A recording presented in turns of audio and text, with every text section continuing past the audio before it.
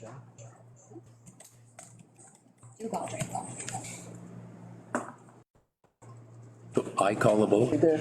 You can, or I can. I'll let you call the vote. Thanks, Mr. Chair. Stu Baldry. Duke? Yes. John Andrews. Yes. Dennis O'Grady. Yes. Jacqueline Castron. Yep. Rosemary Kennedy. Yes. John Selden. Yes. Mr. Chairman. Yes. 7-0, the motion is carried. Thank you. Business arising out of the minutes? Jack? Just a question on that. Can we go hybrid on that, Julie, where we have a recorded vote on every application? But for items like adoption of the minutes, it's just a raise of the hand? Do we need recorded vote on adoption of the minutes or closing the meeting, adjournment? I think we can have a hybrid, can't we, and just specify recorded votes on applications before us today? Does that make sense? Well, I think, and I've checked with some other groups and other local councils are now having a recorded vote. Everything, when you read their minutes, everybody's name's checked off on a recorded vote. So I Consistent. think if we're gonna do it one, we should do it all. Yeah. Then we know what we're not hit and miss, like it's all votes are recorded. Any business rising out of the minutes, other business? Any disclosure of pecuniary interest or general nature thereof? None? Correspondence, items for information? There's no correspondence to be reported? None? And so we have no business arising. New business? We have a few items, but they will be discussed at the end of the meeting.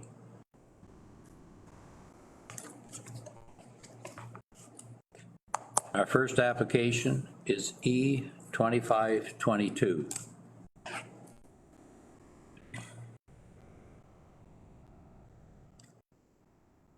Take notice that an application has been made by Mapleview Farms, 6248 Cook Road, London,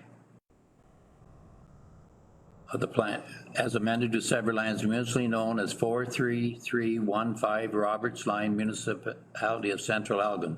The applicant proposes to sever a parcel with a frontage of 38.5 meters, 126.31 feet along Roberts Line by a depth of 100 meters, 329.72 feet, and an area of 0.409 hectares, 1.01 acres, to remain a single detached dwelling for residential use. The applicants are retaining a frontage of approximately 377 meters, 1,236.9 feet, a depth of approximately 1,055 meters, 3,461.3 feet, and an area of 51.6 hectares, 127.5 acres, proposed to remain in agricultural use. And I would like to ask Paul Hicks for his comments, please.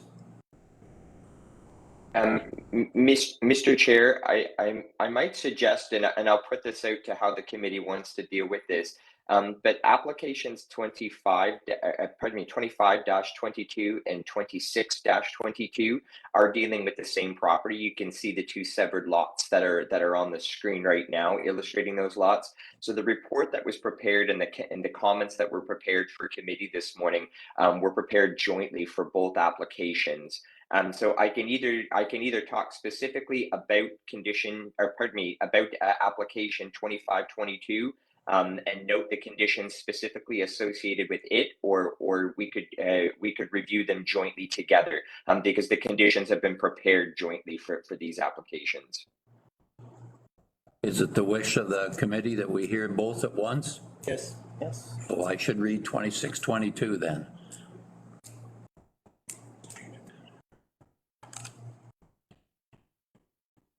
Just got it quick here, Jack.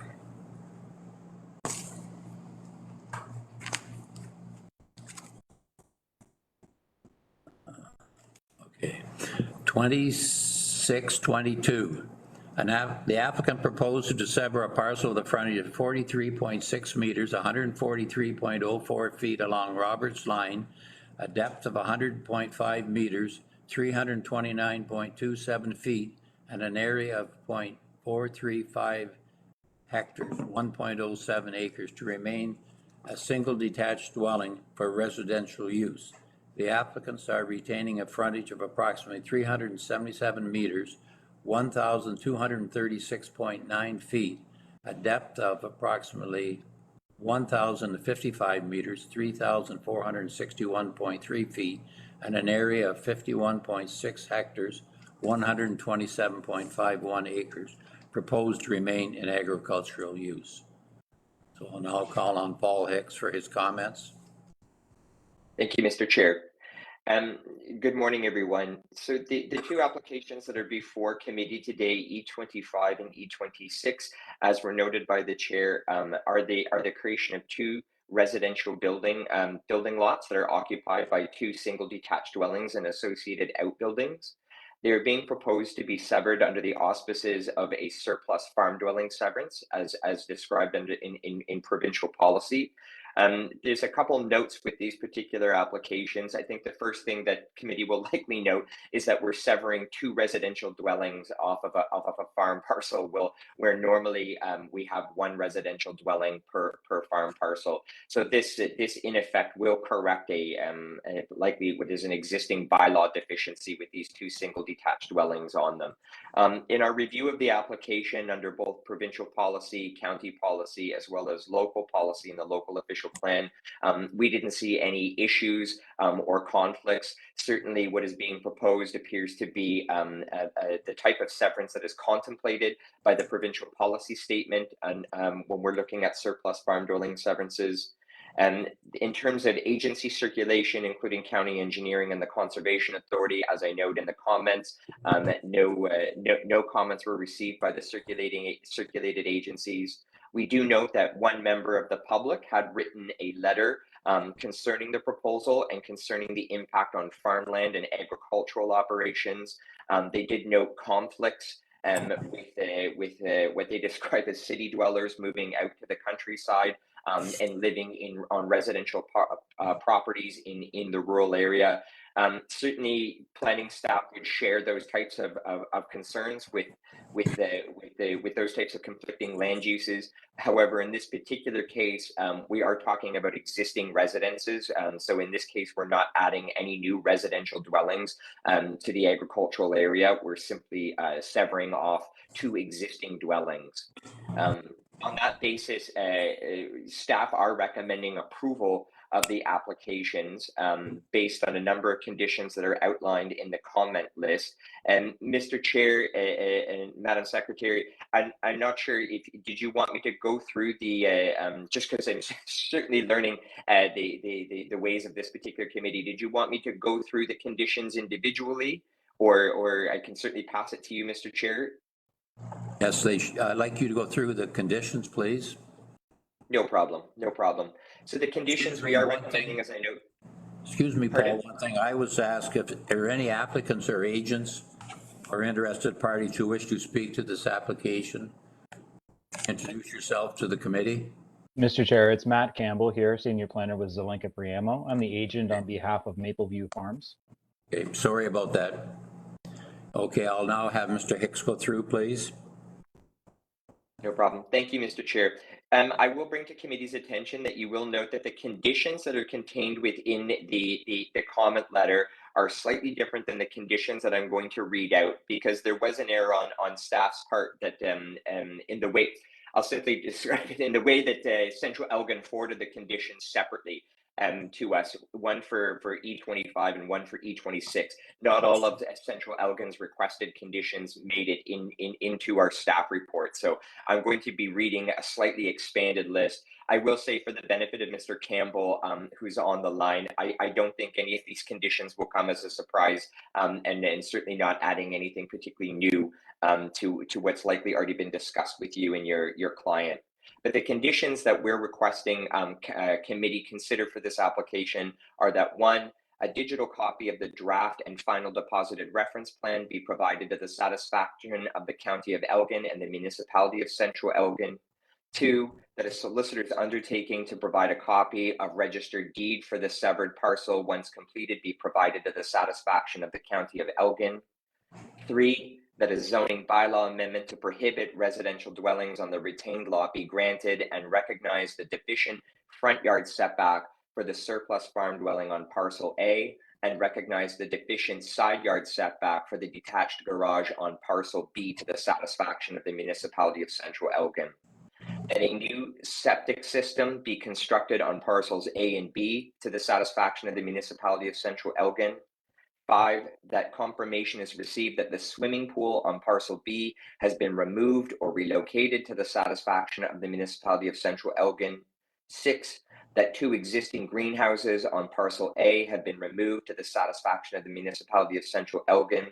7, that a drainage reassessment is completed as necessary at the owner's expense to the satisfaction of the Municipality of Central Elgin. And that 8, prior to final approval of the subject consents, that the Municipality of Central Elgin advise the County of Elgin in writing how conditions 1 and 3 through 6 have been satisfied. Are there any questions from any of the committee members on this? John Selden? Yes, Mr. Chair. Actually, it's more a comment than a question, if you don't mind. I'd like to acknowledge the letter from Mr. Barendrake. I don't know if I'm pronouncing that name correctly or not. I thought it was an interesting letter, and that he put it in. And there was a parallel to this, zoning bylaw motion at council in BAM on their past meeting, where in a discussion of the bylaw change, it was asked. One of the questions that came up was, in farm consolidation, if a lot is sold off, if the residence is sold off and severed as we do here on the surplus farm dwelling, if down the road the group that had consolidated all the farms in then sold one of those off and it's been zoned to A2, can somebody look to put a farmhouse on that property at a later date if it's no longer part of the farm consolidation? I don't think there's anything in the records that show whether or not you can do that or not. The argument at the BAM council by the gentleman who made the comment was that you should be able to put a house back on a property that is now no longer under farm consolidation. You have any comment, Mr. Hicks? Certainly, Mr. Chair. I think the only probably comment I would make is this is a question that I think has probably dogged a number of planners, municipal councils, and land division committees over the years since these policies first came into effect. Certainly, a provincial policy doesn't even require that the back acreage essentially be rezoned to prohibit any new residential dwellings. I think it just says that that the back acreage a municipality must ensure that no new residential dwellings are constructed on them, or something to that effect. And so certainly what's been raised is in kind of planning circles on this matter is that while the standard practice and accepted practice by the province is to see those lands rezoned to prohibit new residential dwellings, that over time, particularly in the longer term, and we're talking kind of the 15 to 20 year plus period, there always has been a concern amongst approval authorities that applications may be submitted and entertained by approval authorities that would see that restriction removed. It kind of administratively, it's not the cleanest to see those lands simply rezoned, because the reality is any approval authority could simply rezone them back to another use or to permit residential dwellings on them. So it's more of a comment than anything else, but it's certainly something that has been discussed for a few years now, and quite frankly, there don't seem to be too many clear solutions on how to address it in the long term. Thank you very much. Okay, any other comments from anybody else? Personally, I know that in some municipalities, we do put a condition in there, and I've seen it where that condition has stuck once the farmer has severed the house off. and then somebody else bought the farm, say 25 years later, Yes, they didn't get that condition stuck there so they were able to put a residence on? because it was already passed, it was passed that no future residential units to be on the farm. Okay, I'm sorry, I misinterpreted you. So it may be there forever. It just depends on the conditions of at the council at the time too. Any other comments? Thank you, Mr. Chair. Move the recommendation for both of them? Yes, both of them. One at a time.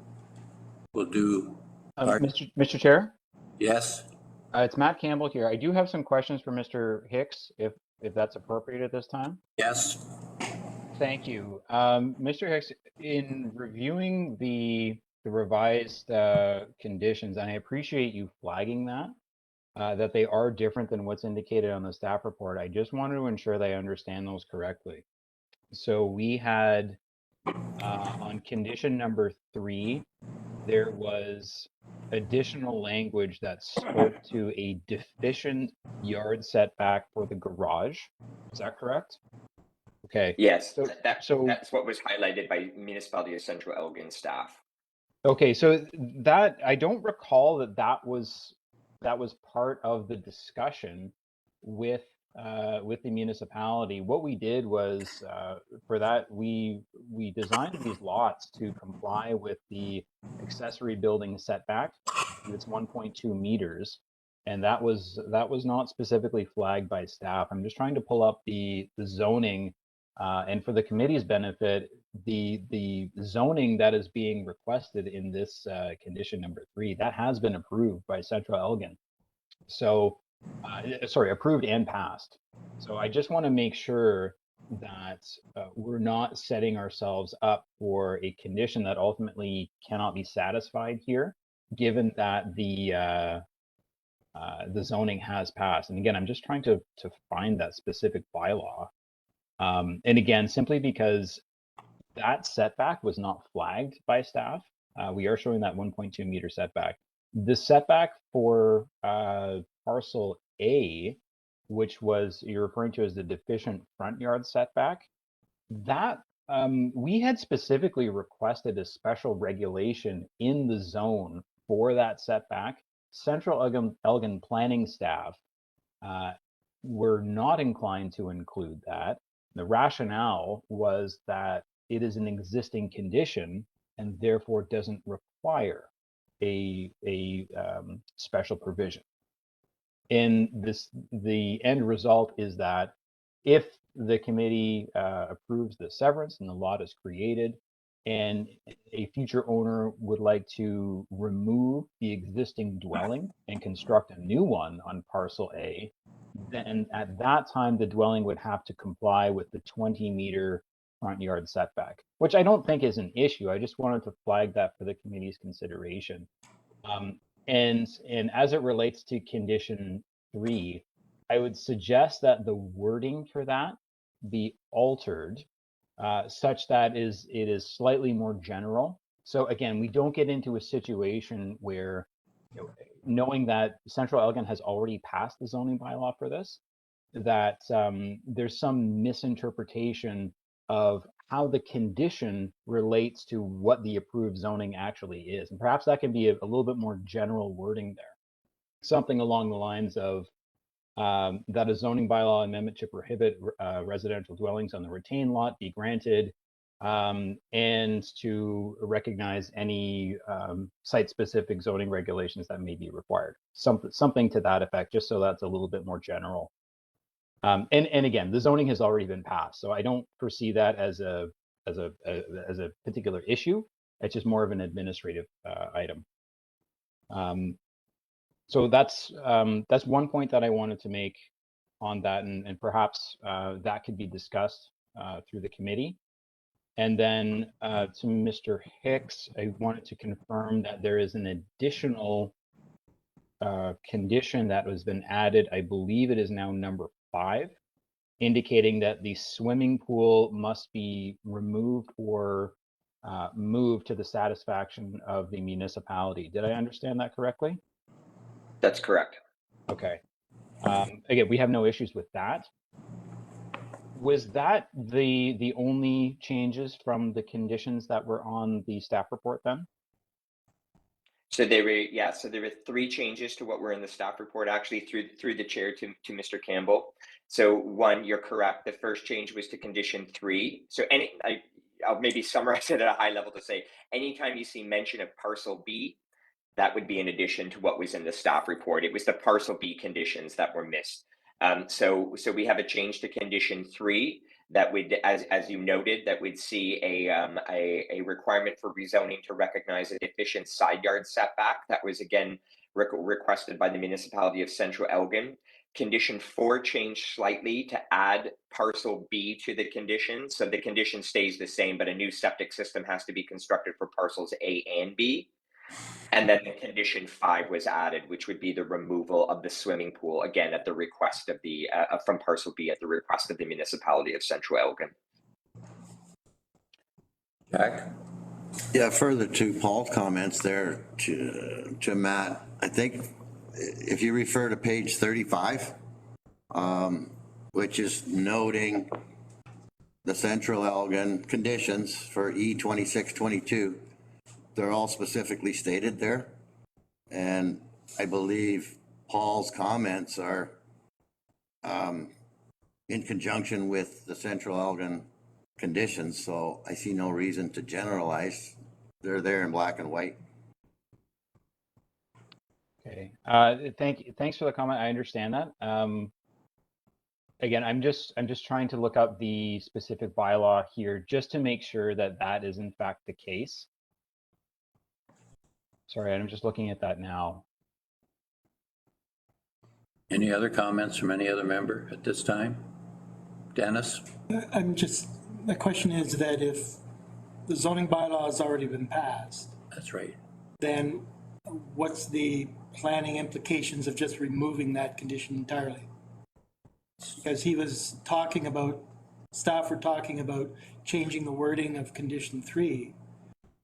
But if the zoning bylaw has already been passed, recognizing the deficiencies, and it now is already passed, then it doesn't need to be part of our condition, take it out, and what's the harm in that?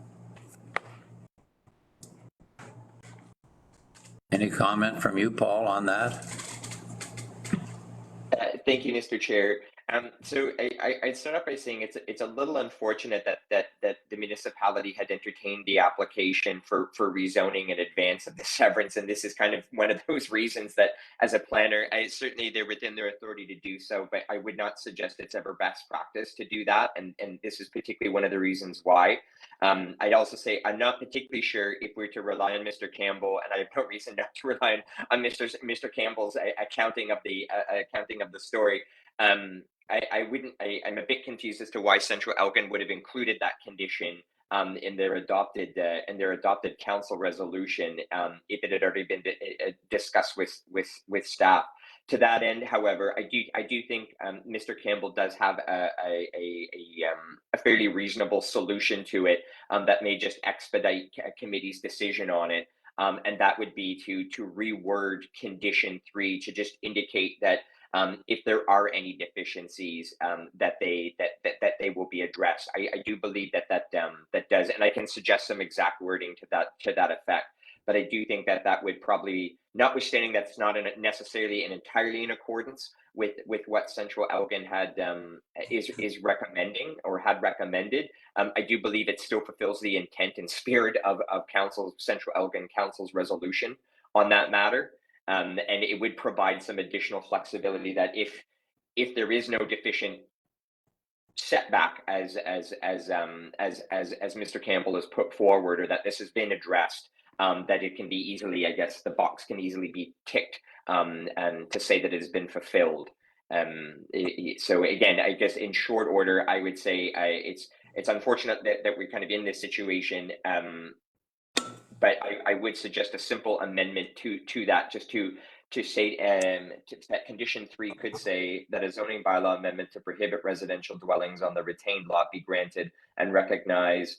Mr. Campbell, I don't think you had an issue with a deficient front yard setback for the surplus farm dwelling on parcel A. It was simply the deficient side yard setback on parcel B. Yeah, through the chair, if I can just provide some clarity here, I am looking at the bylaw that has been passed. And there is no specific mention in the bylaw in regards to any deficient setback. Now, and again, there's no real issue with having these parcels comply with the bylaw. It went through the municipal planner and was vetted through that, and I had a discussion with the planner. The concern here is that we have a condition that makes reference to deficient side yards and front yard setback, and that language does not appear in the actual bylaw. Rather, the interpretation of the municipal planner was that for parcel a special regulation was not required, and for parcel B, that setback was compliant. So I'm just, and again, with these two zones, so there's now 3 zones applicable to the property, one to the farm, which prohibits any new single detached dwelling, and then individual zones for parcel A and parcel B, which are largely identical. In looking at the bylaw, I actually don't see a difference between them. But they don't make any specific reference to either a front yard setback or a side yard setback. And I'm just concerned that when we go to satisfy these conditions and the review has to go through Elgin County in order to determine that these conditions have been satisfied, if we have a zone that doesn't make reference to what is included in the condition, It's got to get raised. we just don't want to get into a problem where that condition can't be satisfied. So to Paul's comment, I would prefer if we can have some very general language in that maybe doesn't make reference to setbacks at all, but certainly to the point covers off the spirit and intent of the condition. Dennis? Mr. Chairman, I'm not a big fan of open-ended. No. It's either in compliance with the zoning bylaw or it's in non-compliance with the zoning bylaw. Right. So, so I do not want vague wording. So the recommendation should be make it in compliance with the existing zoning bylaw or pass a new zoning bylaw amendment and fix it, period. Like none of this vague Agreed. deficiency. Who's going to decide what a deficiency is? Right. It's crazy. You're referring to, you want to defer it or what? I'm sorry, say that again? What do you want to do here? Send it back or what? Well, because of the confusion, yeah, we probably should, and let's just make sure that that amendment is worded properly from, under the Planning Act, and forget about, well, let's go out and have a look for deficiencies. If we like them, fine. If we don't like them, fine. You can't do that with a condition. You're going to make a motion? Make a motion this be sent back to Central Elgin and that they come back to us with the proper wording to deal with the zoning bylaw issues regarding setbacks from, is it the property line? Is it the road? I don't even know. So what's the, Mr. Chair, it's Matt here again. I don't think this needs to be sent back. I think, as Mr. Hicks was suggesting, there's some wording that could be used that would be agreeable to all parties here. How do you make it agreeable? We need to have a specific wording that it's in compliance or non-compliance with the zoning bylaw. So what wording are you going to use to ensure that it's either in compliance or it will be brought into compliance with the new zoning bylaw amendment? first of all, Dennis, are you making that a motion? Yeah, Do I have a seconder for that? Seconded by John Andrews, that it be sent back to be clarified? yeah. Any other questions by the committee members? So now it can be discussed, right? Pardon? Now that motion can be discussed, right? Motion could be discussed. Yeah. Do you have any comments on that motion? Yeah, through you, Mr. Chair. I'd hate to see it sent back. When we're just talking about certain wordings, I'll go back to my original comments, looking while the other gentlemen were speaking. I'm looking at page 39 where the senior planning technician from the municipality his comments in accordance with the official plan, zoning bylaw amendment to prohibit residential dwellings. The amendment will also recognize the deficient side yard setback for the existing detached garage. And then it goes on to say private septic system, et cetera, et cetera. So it's in the comments by the Central Ogden planner. My concern now is, listening to the conversation, was that zoning amendment that was passed, did it include the proper wording? Because I think our job and our planner at the county level is making the comments that, as per usual, we include all the conditions of the municipality. So if the conditions of the municipality were such that these side by side, what do you call it, side yard clearances be part of the amendment, then that should be in there. So not sure I know what the solution is other than to be specific. And if we pass it based on specific language as our planner has proposed, then it can go back to Central Elgin to see if they missed something. And if they did, they can deal with it. But it's a condition of the Elgin County Land Division that it be recognized, that the setbacks be confirmed. Any other comments? Yeah, on that motion? Planning staff were about to say that we don't need to send it back because of. So I'd like to hear them finish their thoughts on that. If they've got a solution where we don't have to send it back, I'm willing to listen to that, but I haven't heard that yet. From Mr. Hicks then. You have any further comments, Mr. Hicks? Paul? So yes, Mr. Chair. So I guess just to clarify, so the only thing that I would be suggesting that, and I am in an agreement with Mr. Campbell on this, that I think condition 3 could be reworded and it would still fulfill the intent of Central Elgin Council on the matter. It could be reworded to say that a zoning bylaw amendment to prohibit residential dwellings on the retained lot be granted and recognize any deficient zoning regulations to the satisfaction of the municipality of Central Elgin. Notwithstanding that, I do share, in essence, committee's general concerns with that. We do have a resolution that's been prepared by Central Elgin Council that noted these. We essentially copied them verbatim because they were the direction of Central Elgin Council. So it's not without merit to suggest that this should go back to Central Elgin for them to clarify what their intention is with this particular with these two particular applications. Thank you. Just a question again to the planners. What would happen if we took the word recognize and put in correct? So that the township has to pass a zoning bylaw that would correct the deficient. Through the chair, if I can answer that one.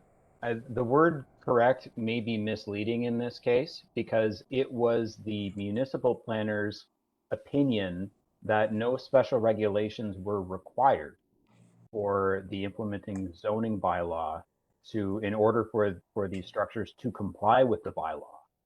So the notion of correcting anything is a little bit misleading. But so is the word recognize. That's also misleading. We have a motion on the floor. What is the wish? We proceed with a vote? Let's see where it goes. Yeah, I would say yes. Call the recorded vote then, please. Baldwin. Yes. Sullivan. I'm sorry, yes. John Andrews. Yes. Dennis O'Grady. Yes. Jack Van Castren. No. Rosemary Kennedy. No. And Mr. Chairman, Yes. 5-2, the motion is carried. Thank you. So we'll go back to Central Elgin, refer back to Central Elgin.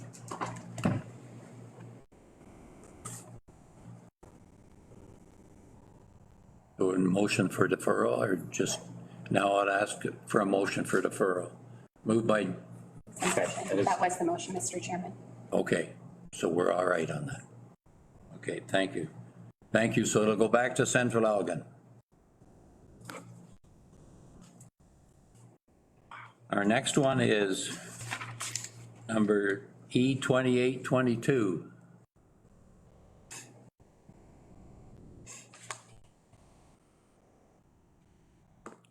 Take notice that an application has been made by Gerard Blatz, 51819 Talbot Street, Aylmer, for consent pursuant to Section 53 of the Planning Act 1990, as amended, to sever lands municipally known as 57 Water Street, Town of Aylmer.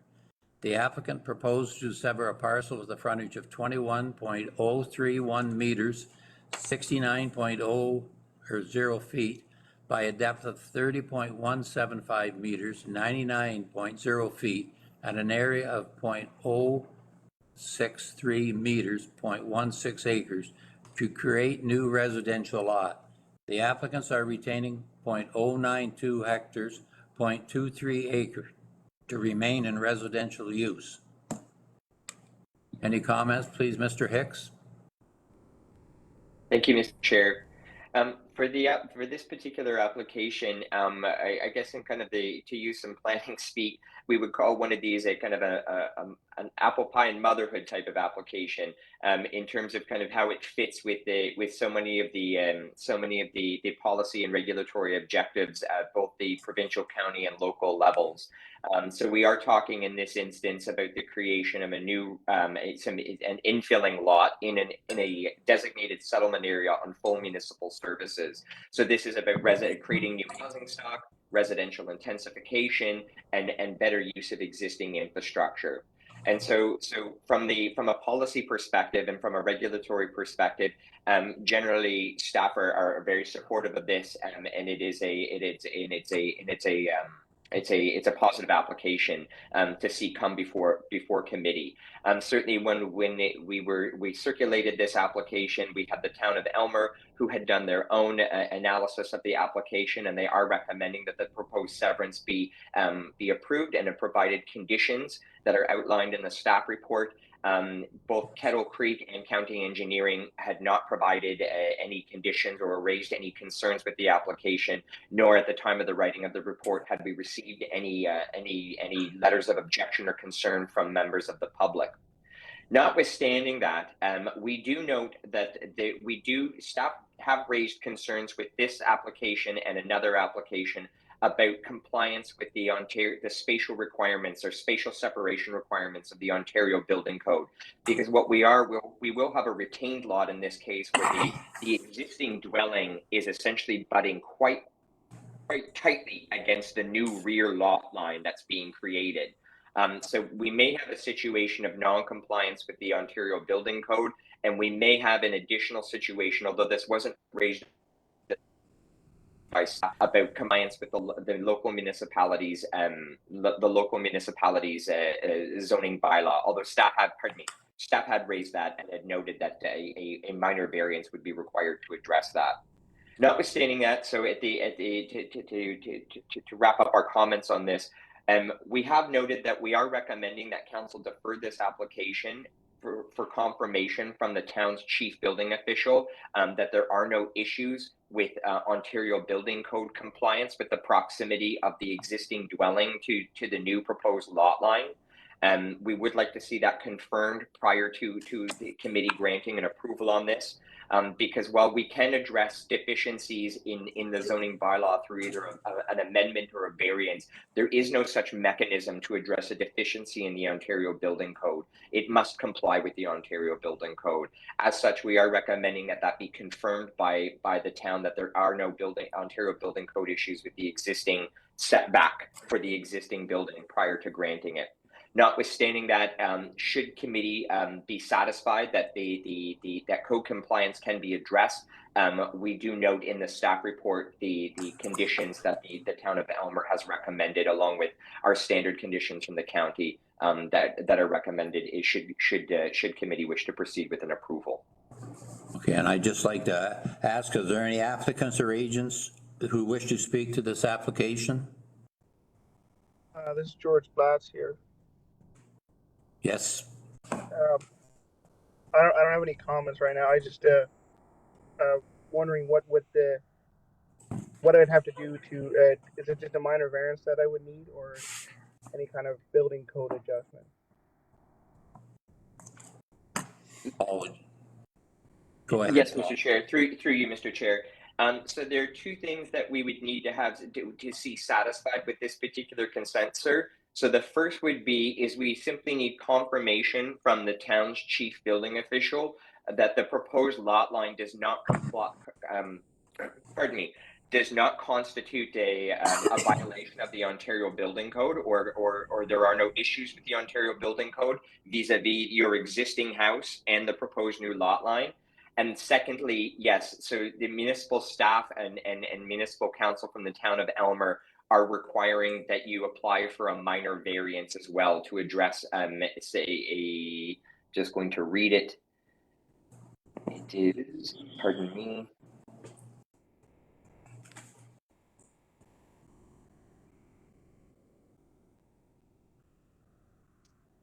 Digital copy. Sorry, I've lost myself in the list here. I'm just going quickly through it. Number 4. Number 4, thank you. That the condition, thank you to whoever helped me locate that, that you may be required to apply for a minor variance to address any non-compliances to the satisfaction of the town of Elmer. Thank And you, that's Paul. sorry, is that only if the building inspector says there's an issue with the Ontario Building Code? If the building inspector says that there's an issue with the Ontario Building Code, you may need to adjust the proposed new lot line. And in doing so, that may address any non-compliance issues with the town of Elmer zoning bylaws well too. So essentially, to make it kind of to simplify it, really what you need to do is you need to speak to the town's chief building official to ensure that there is no zoning or Ontario Building Code issue with the proposed lot being created. Okay, I can do that. Thank you, Paul. Is there any comments from any member of the committee? Mr. Chairman, I'm just wondering if it's, I mean, dealing with provincial legislation, it's implied in all our recommendations whenever we do that.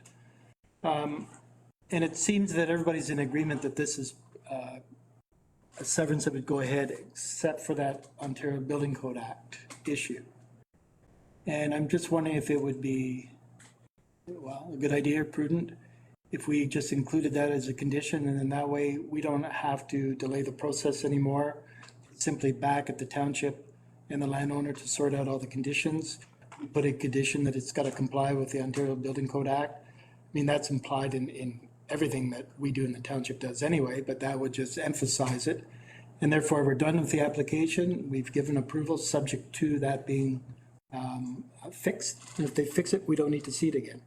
Any other comment from any members? Jack? I agree wholeheartedly with Dennis's comments, and that issue is addressed in item number 4, which was just read. So I'm going to make a motion that this be approved, subject to the conditions. We have a seconder, seconded by John Andrews.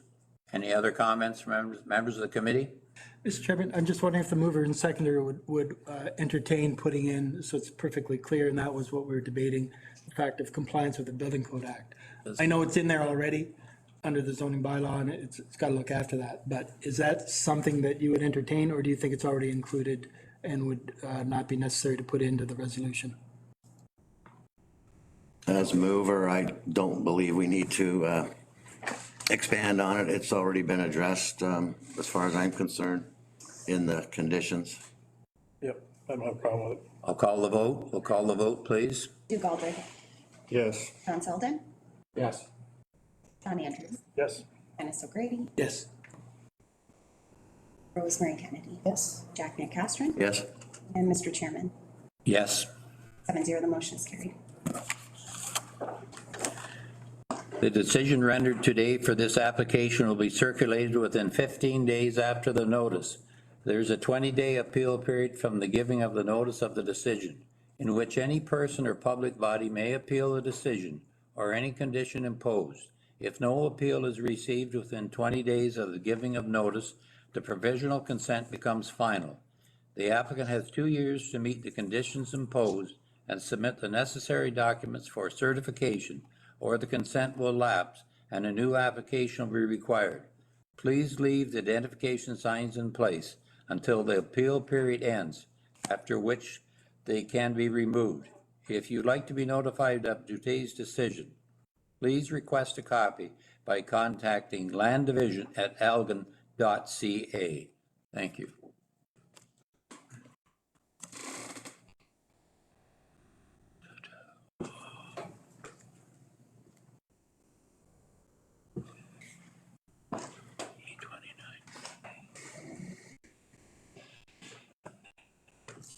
Our next application is E29-22.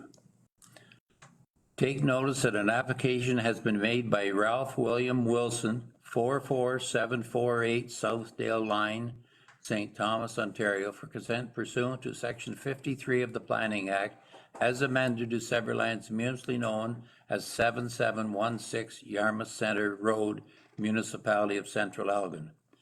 The applicants propose to sever a parcel with a frontage of 90 meters, 295.28 feet along Yarmouth Centre Road by a depth of 100 meters, 328.08 feet, and an area of 0.36 hectares, 0.9 acres, containing a house and 2 barns for rural residential use. The applicants are retaining 9.32 hectares, 23.03 acres, plus or minus, proposed to remain in agricultural use. Do we have any applicants or agents or interested parties who wish to speak to this application? I will. Could you identify yourself, please? Ralph William Wilson. Thank you. I'll now call on Paul Hicks to address this, please. Thank you, Mr. Chair.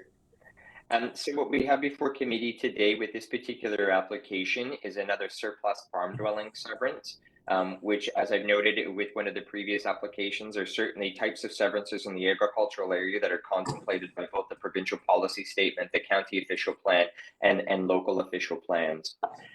This is otherwise a fairly straightforward application, with the exception of the lot size that is being proposed for the severed house.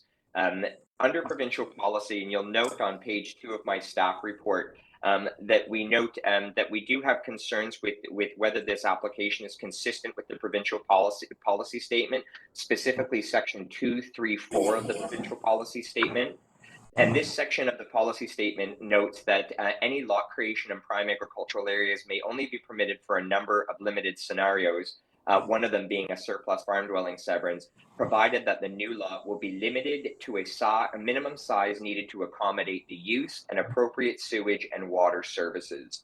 With this particular application, the applicant is seeking to add approximately 0.35 hectares or 0.87 acres of agricultural land with the proposed residential lot or the severed lot that is proposed to be created.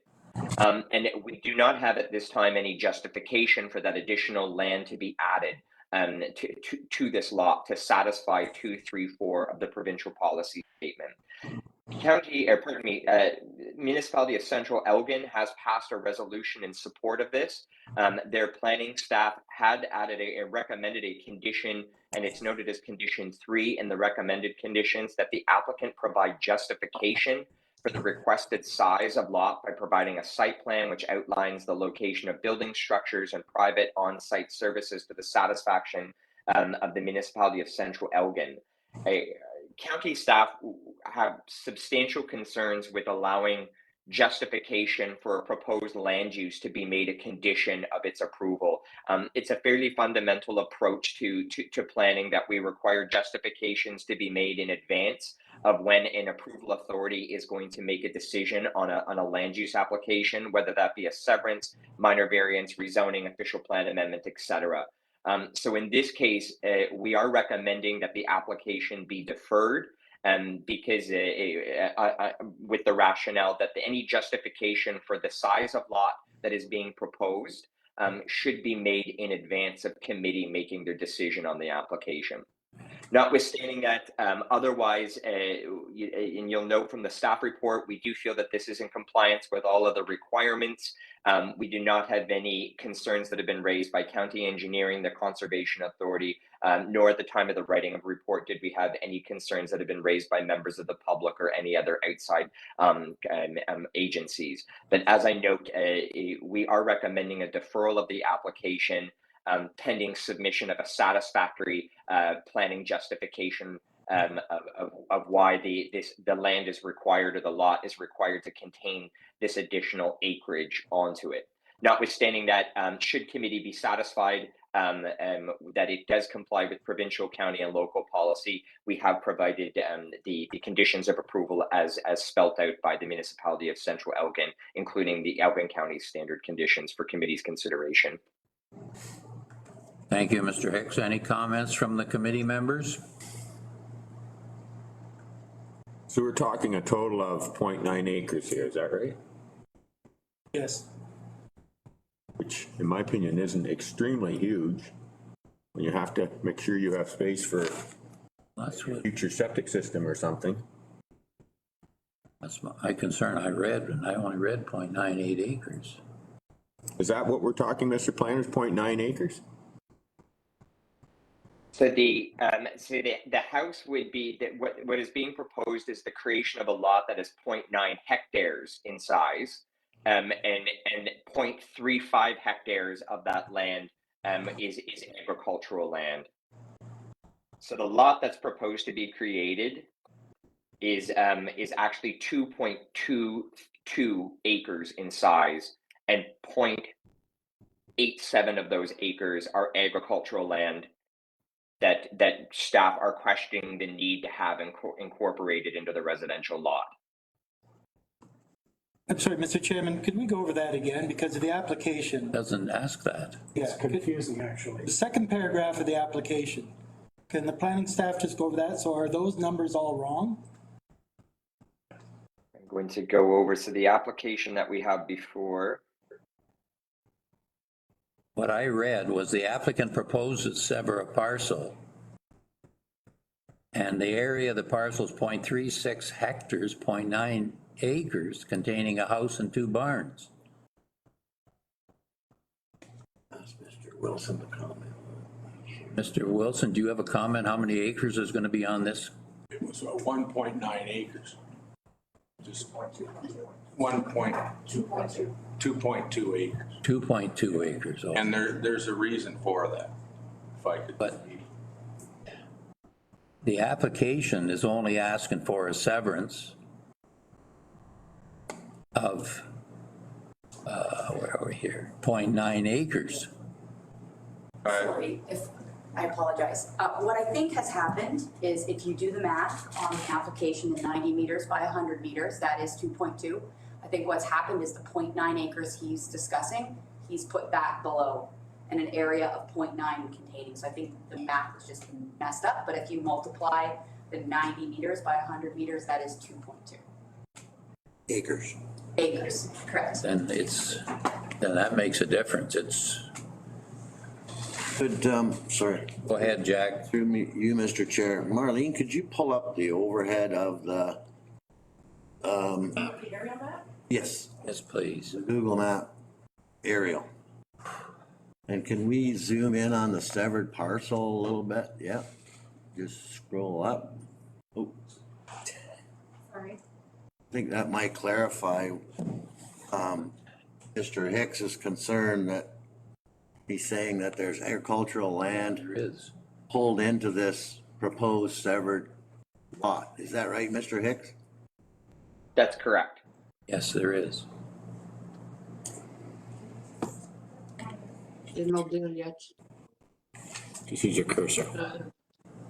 322 is ours, so there is another one before that.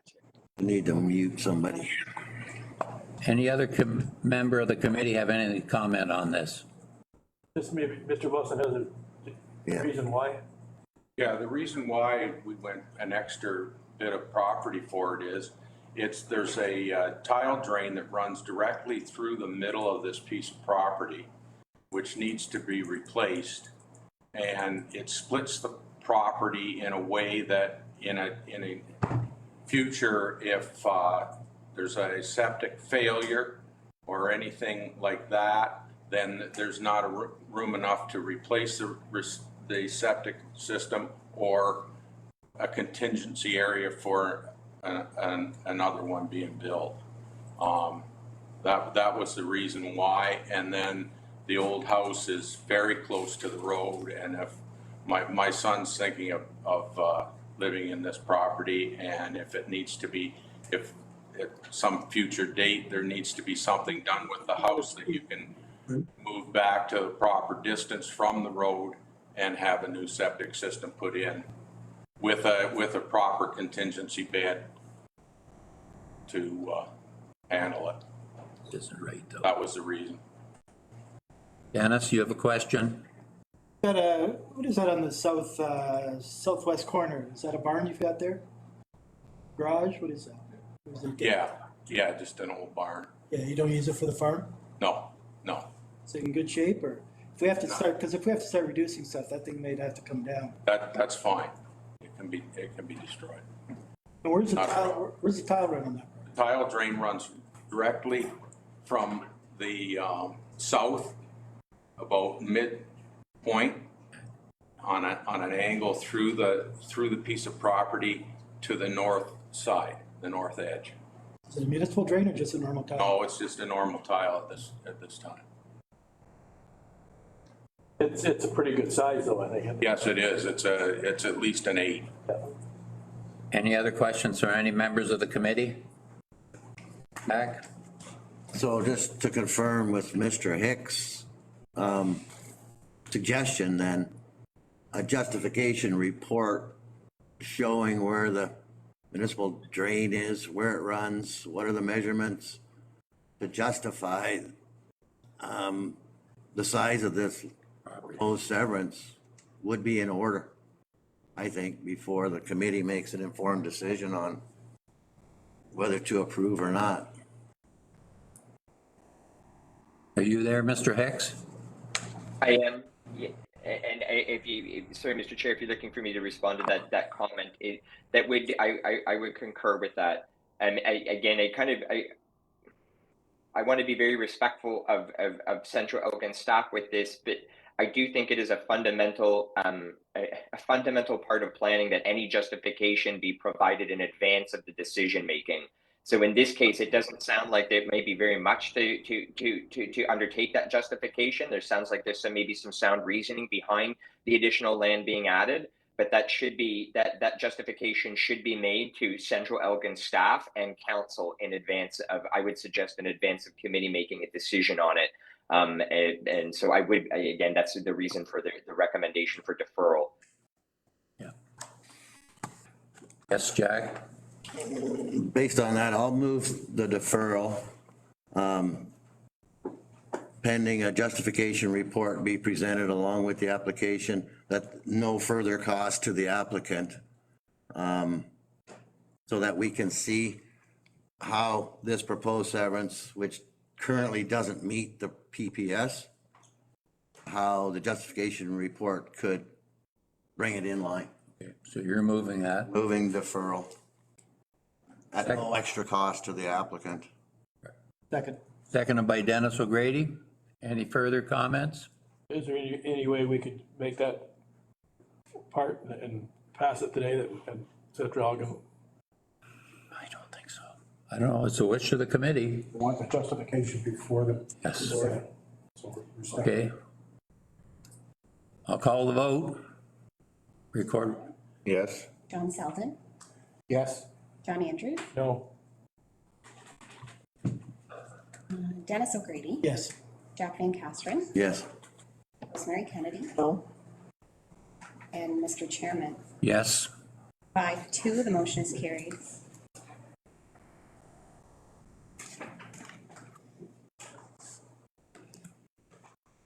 So this will go back to the Central Elgin.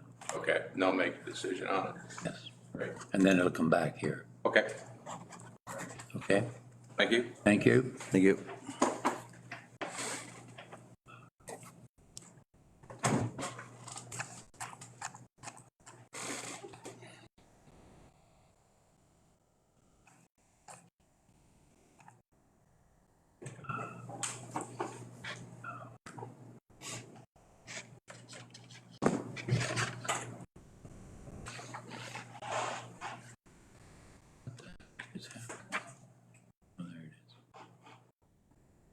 Okay, our next application is E30-22.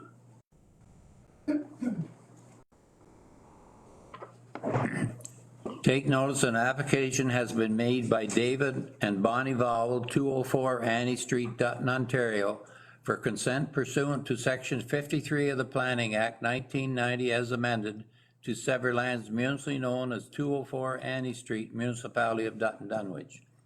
The applicant proposes to sever a parcel with a frontage of 102 meters, 334.65 feet along Annie Street by a depth of 359 meters, 1,177.82 feet, and an area of 3.66 hectares, 9.04 acres, proposed to be adjoined to the abutting parcel. The applicants are retaining 2.00 hectares, 4.94 acres, proposed to remain in residential use.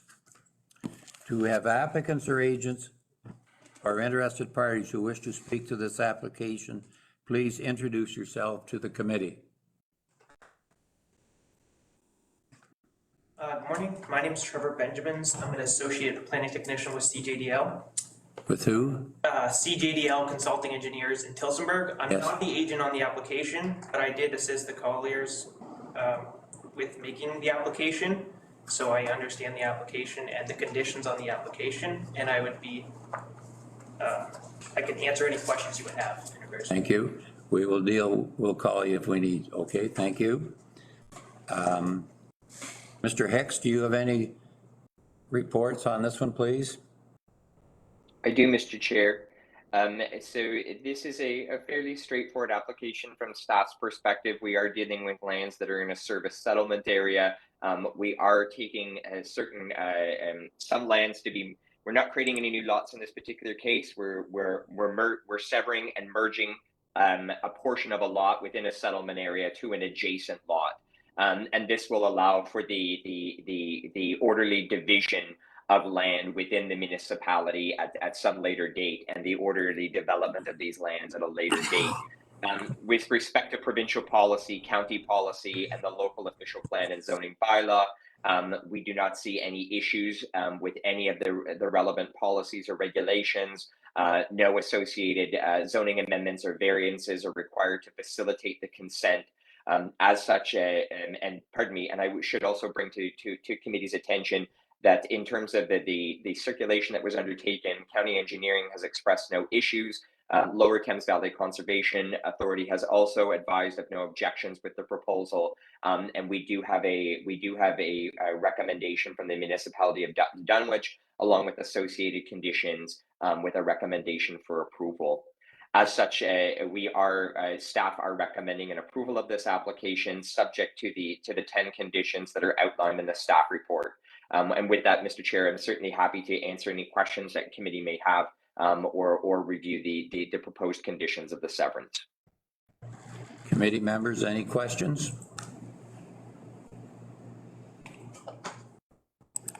No questions? Move. Moved by John Andrews, second by Rosemary Kennedy. I'll call the recorder's vote, please. Waldron, Yes. John Selden, Yes. John Andrews, Yes. Dennis O'Grady, Yes. Jack Van Kasteren, Yes. Rosemary Kennedy. Yes. And Mr. Chairman, Yes. 7-0, the motion is carried. The decision rendered today for this application will be circulated within 15 days after the notice. There is a 20-day appeal period from the giving of the notice of decision, in which any person or public body may appeal the decision or any condition imposed. If no appeal is received within 20 days of the giving of notice, the provisional consent becomes final.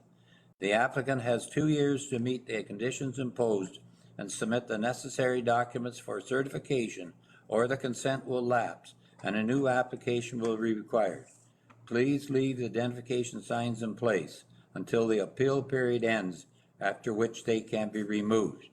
If you would like to be notified of today's decision, please request a copy by contacting Land Division at elgin.ca. Thank you.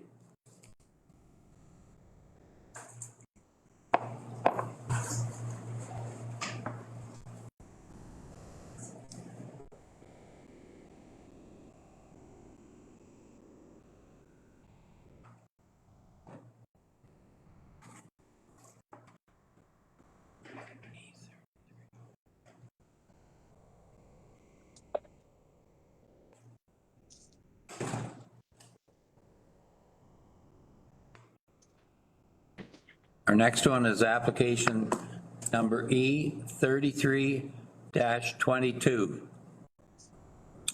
Take notice that application has been made by Larch Lane Farms Limited, 27757 Talbot Line, Wallacestown, for consent pursuant to section 53 of the Planning Act 1990, as amended, to sever lands municipally known as 2661 Silver Clay, Municipality of West Elgin. The applicants propose to sever a parcel with a frontage of 53.85 meters, 176.67 feet, and a depth of 55.0 meters, 180.45 feet, and an area of 0.296 hectares, 0.73 acres, containing a residence and a garage for residential use. The applicants are retaining 22.427 hectares, 55.42 acres, proposed to remain in agricultural use. Do we have any applicants or agents and interested parties who wish to speak to this application? Please introduce yourself to the committee. Teaser. Connie Deelman for Larch Lane Farms and my husband Green. Green Deelman. Yep. We have no other additions or comments to make on this application. Okay, thank you. We will now deal with any comments from the committee. Any questions? John? Thank you, Mr. Chair. Just a quick comment in the Elgin County remarks, and I believe it's on page 116. They say, it says that there were no changes to the zoning bylaw are needed, but in fact, apparently zoning bylaw changes are going to have to be made. Is that just a misstatement? Page. Through the chair, through you, Mr. Chair, that's correct. In this particular case, and it was probably just a poor characterization in that statement, the severance would require a zoning bylaw amendment to rezone the back acreage to prohibit any new residential dwellings. But the reference in that paragraph was really intended to note before committee that there are no deficiencies with any of the performance standards for either the retained or severed parcels. So we don't need to address a deficient side yard or front yard setback, etc. With this application. I apologize for the confusion, but it was to note that there were no deficiencies rather than that no zoning bylaw amendment would be required. Thank you. Do you have any other comments, Paul? Through you, Mr. Chair. So as you can see from the staff report, staff do view this as a fairly standard surplus farm dwelling severance. We do have a resolution and conditions that have been provided in support of the application from the municipality of West Elgin. None of the statutory agencies or departments that have been circulated the application had noted any issues or concerns with the application. So staff are recommending an approval of the application subject to the 7 conditions that are outlined in our staff report, one of which does include a rezoning as requested by the municipality of West Elgin for the back acreage to be rezoned to prohibit any new residential uses. Any other questions from committee members?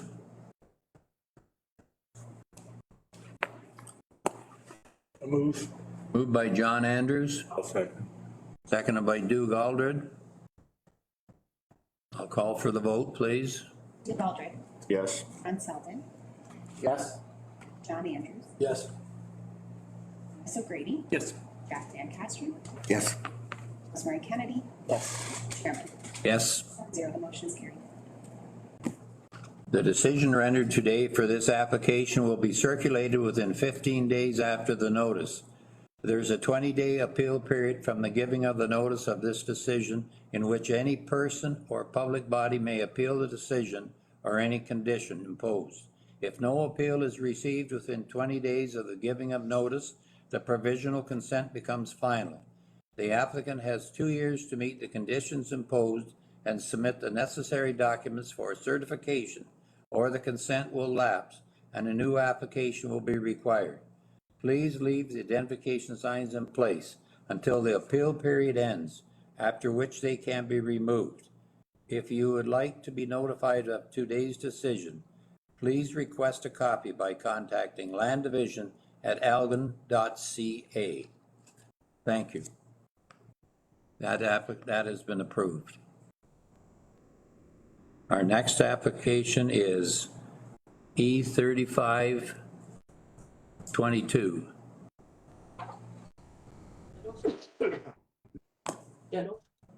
Okay, so now I'll read. Take notice that an application has been made by Alan Taylor, 44197 Ron McNeil Line, St. Thomas, for consent pursuant to Section 53 of the Planning Act 1990, as amended to sever lands municipally known as 42431 Ron McNeil Line, Municipality of Central Algon. The applicants proposed to sever a parcel with a frontage of 93.5 meters, 150.03 feet, and a depth of 110 meters, 325.69 feet, and an area of 1.03 hectares, 2.55 acres, containing a residence, garage, and 2 sheds for residential use. The applicants are retaining 30.02 hectares, 74.18 acres, proposed to remain in agricultural use. Do we have any applicants or agents or interested parties who wish to speak to this application? Good morning, Mr. Chair. It's Mark Coombs. I'm here as agent for the applicant. Thank you. I'll now call on Mr. Hicks to bring up the comments from the municipality and from the county. Thank you, Mr. Chair. This is yet another surplus farm dwelling severance that is before committee today. Staff have had the opportunity to review the proposed severance against the provincial policy statement, official plan, the local official plan, and the local zoning bylaw. We note that generally speaking, that the application is in compliance with provincial policy, and we don't take any issue with what is being proposed. And it's certainly a type of severance that is contemplated by provincial policy in size and scale, etc. We have, in terms of the application, the circulation of the application, neither county engineering nor the local conservation authority have raised any issues or concerns or objections with the proposed severance. I would note, as with the last application, the application is being recommended for approval by the local municipality, who have requested that a zoning bylaw amendment be made a condition of the severance, to prohibit any residential dwellings on the back acreage as per provincial and county and local policy, and also to address a number of what local staff refer to as minor zoning deficiencies that Central Elgin staff have advised can be addressed through the zoning bylaw amendment that will already be required as part of the application. As such, staff are recommending an approval of the application, subject to the 5 conditions that are outlined in the staff report. Any comments from any member of the committee? Dennis? I'm looking for the logic. This is roughly 2.5 acre. And they're not making any comments about reducing the size of that. And yet when we dealt with the Yarmouth Center line, roughly the same size, the township wanted it reduced. What's going on? What's the logic? What's the difference? Yeah, that's true. That's exactly. Exactly. Through you, Mr. Chair. In this particular case, there was no active farmland that was being proposed to be taken up from our review. In addition, and you can see from the schematic that's before committee, it was the placement of the buildings that provided the justification for the larger parcel size in this particular case. And through you, Mr. Chair, if I may make a comment as well, if actually staff could move the page of the application down to the actual topographical or geographical map of the location, you'll see that the proposed severance line actually just tracks the existing layout of the residential parcel.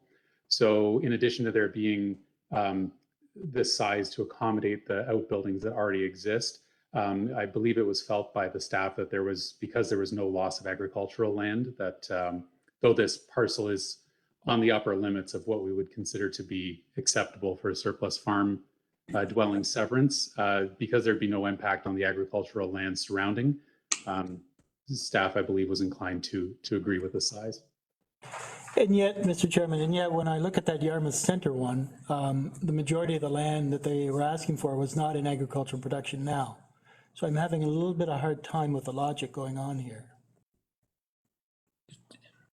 I'm, you know, that's fine if that's what council wants to do, but there's no logic. I agree. So, you know, and I'm assuming, and if the landowner then presented a report to council justifying that it should not be reduced because the land is not in agricultural production and it's got barns and it's got this and it's got that, then I'm assuming that council received a letter like that from the landowner? Justifying why it has to be so large? Mr. Chair, I'm not sure who that question is directed to. I mean, who that question was directed to. So I can comment to say that I'm not aware of what information the local council was or wasn't presented with. In this particular case, as I noted, I think the key difference between this application and the previous application that staff are requesting a justification for is in this case, we have a proposed parcel that is not occupying actively farmed land. And from the staff side, from the staff position, it was evident that there were outbuildings that were associated with the residents that logically it made sense to keep with the residents. I guess there is the potential that those outbuildings could be required to be demolished to shrink the size of the subject parcel. But staff were of the opinion, at least at the county level, that wouldn't be required because we aren't. We felt it was reasonable not to require that removal because we weren't proposing to have the lot being occupied by agricultural lands. Yes, and Mr. Chair, through you, if I could just add to that, I would just note that we did bring this to the attention of the county, at least when we submitted the application, but the buildings that are on the residential parcel are not farm buildings. They're just associated with the residents. So there's a shed and a garage that are residential buildings. They're not farm buildings that we're proposing to include with the residential parcel, as you may see in other severances of this type. Jack, you have a question? Well, through you, Mr. Chair, maybe to address Dennis's comment, could we ask Marlene to maybe pull up page 66 to show the aerial view, which you have on there right now for this application? If you could show the aerial view for application 29, let me look. Yeah, 2922. Pull up the aerial view on that one. I think it would help clarify and then blow it up. If you can enhance it, blow it up. And you can see, in answer to Dennis's concern, how much farmland is around the shaded green area, which I would assume is grass. So this particular proposal included some workable farmland on both sides, a little strip, and behind the entire property. So that's what my understanding of the council or the county planner's concern is, that it doesn't meet the provincial policy statement in that it's larger than what's required for existing services and auxiliary buildings. Does that help? Any other comments? One difference here maybe is the setback of the house on this one compared to the other one is a lot farther to the road, which starts right there, making this a bigger property. Right. That's right. The one we're talking about right now. Yeah. Yes. Yeah. But I do have concerns of making that other one too small too for this needs of future sewage issues too, so. And that's where a justification report should help alleviate any concerns, right? Setback here automatically makes this one a bigger property. Yeah. But, it's just, my comment is that barn that's right on the very edge or shed or whatever it is, on the one boundary line there, if it wasn't there, you could certainly do. But here, sometimes we tell people they've got to have it reduced. And then the next one comes in and people don't know which way we're going.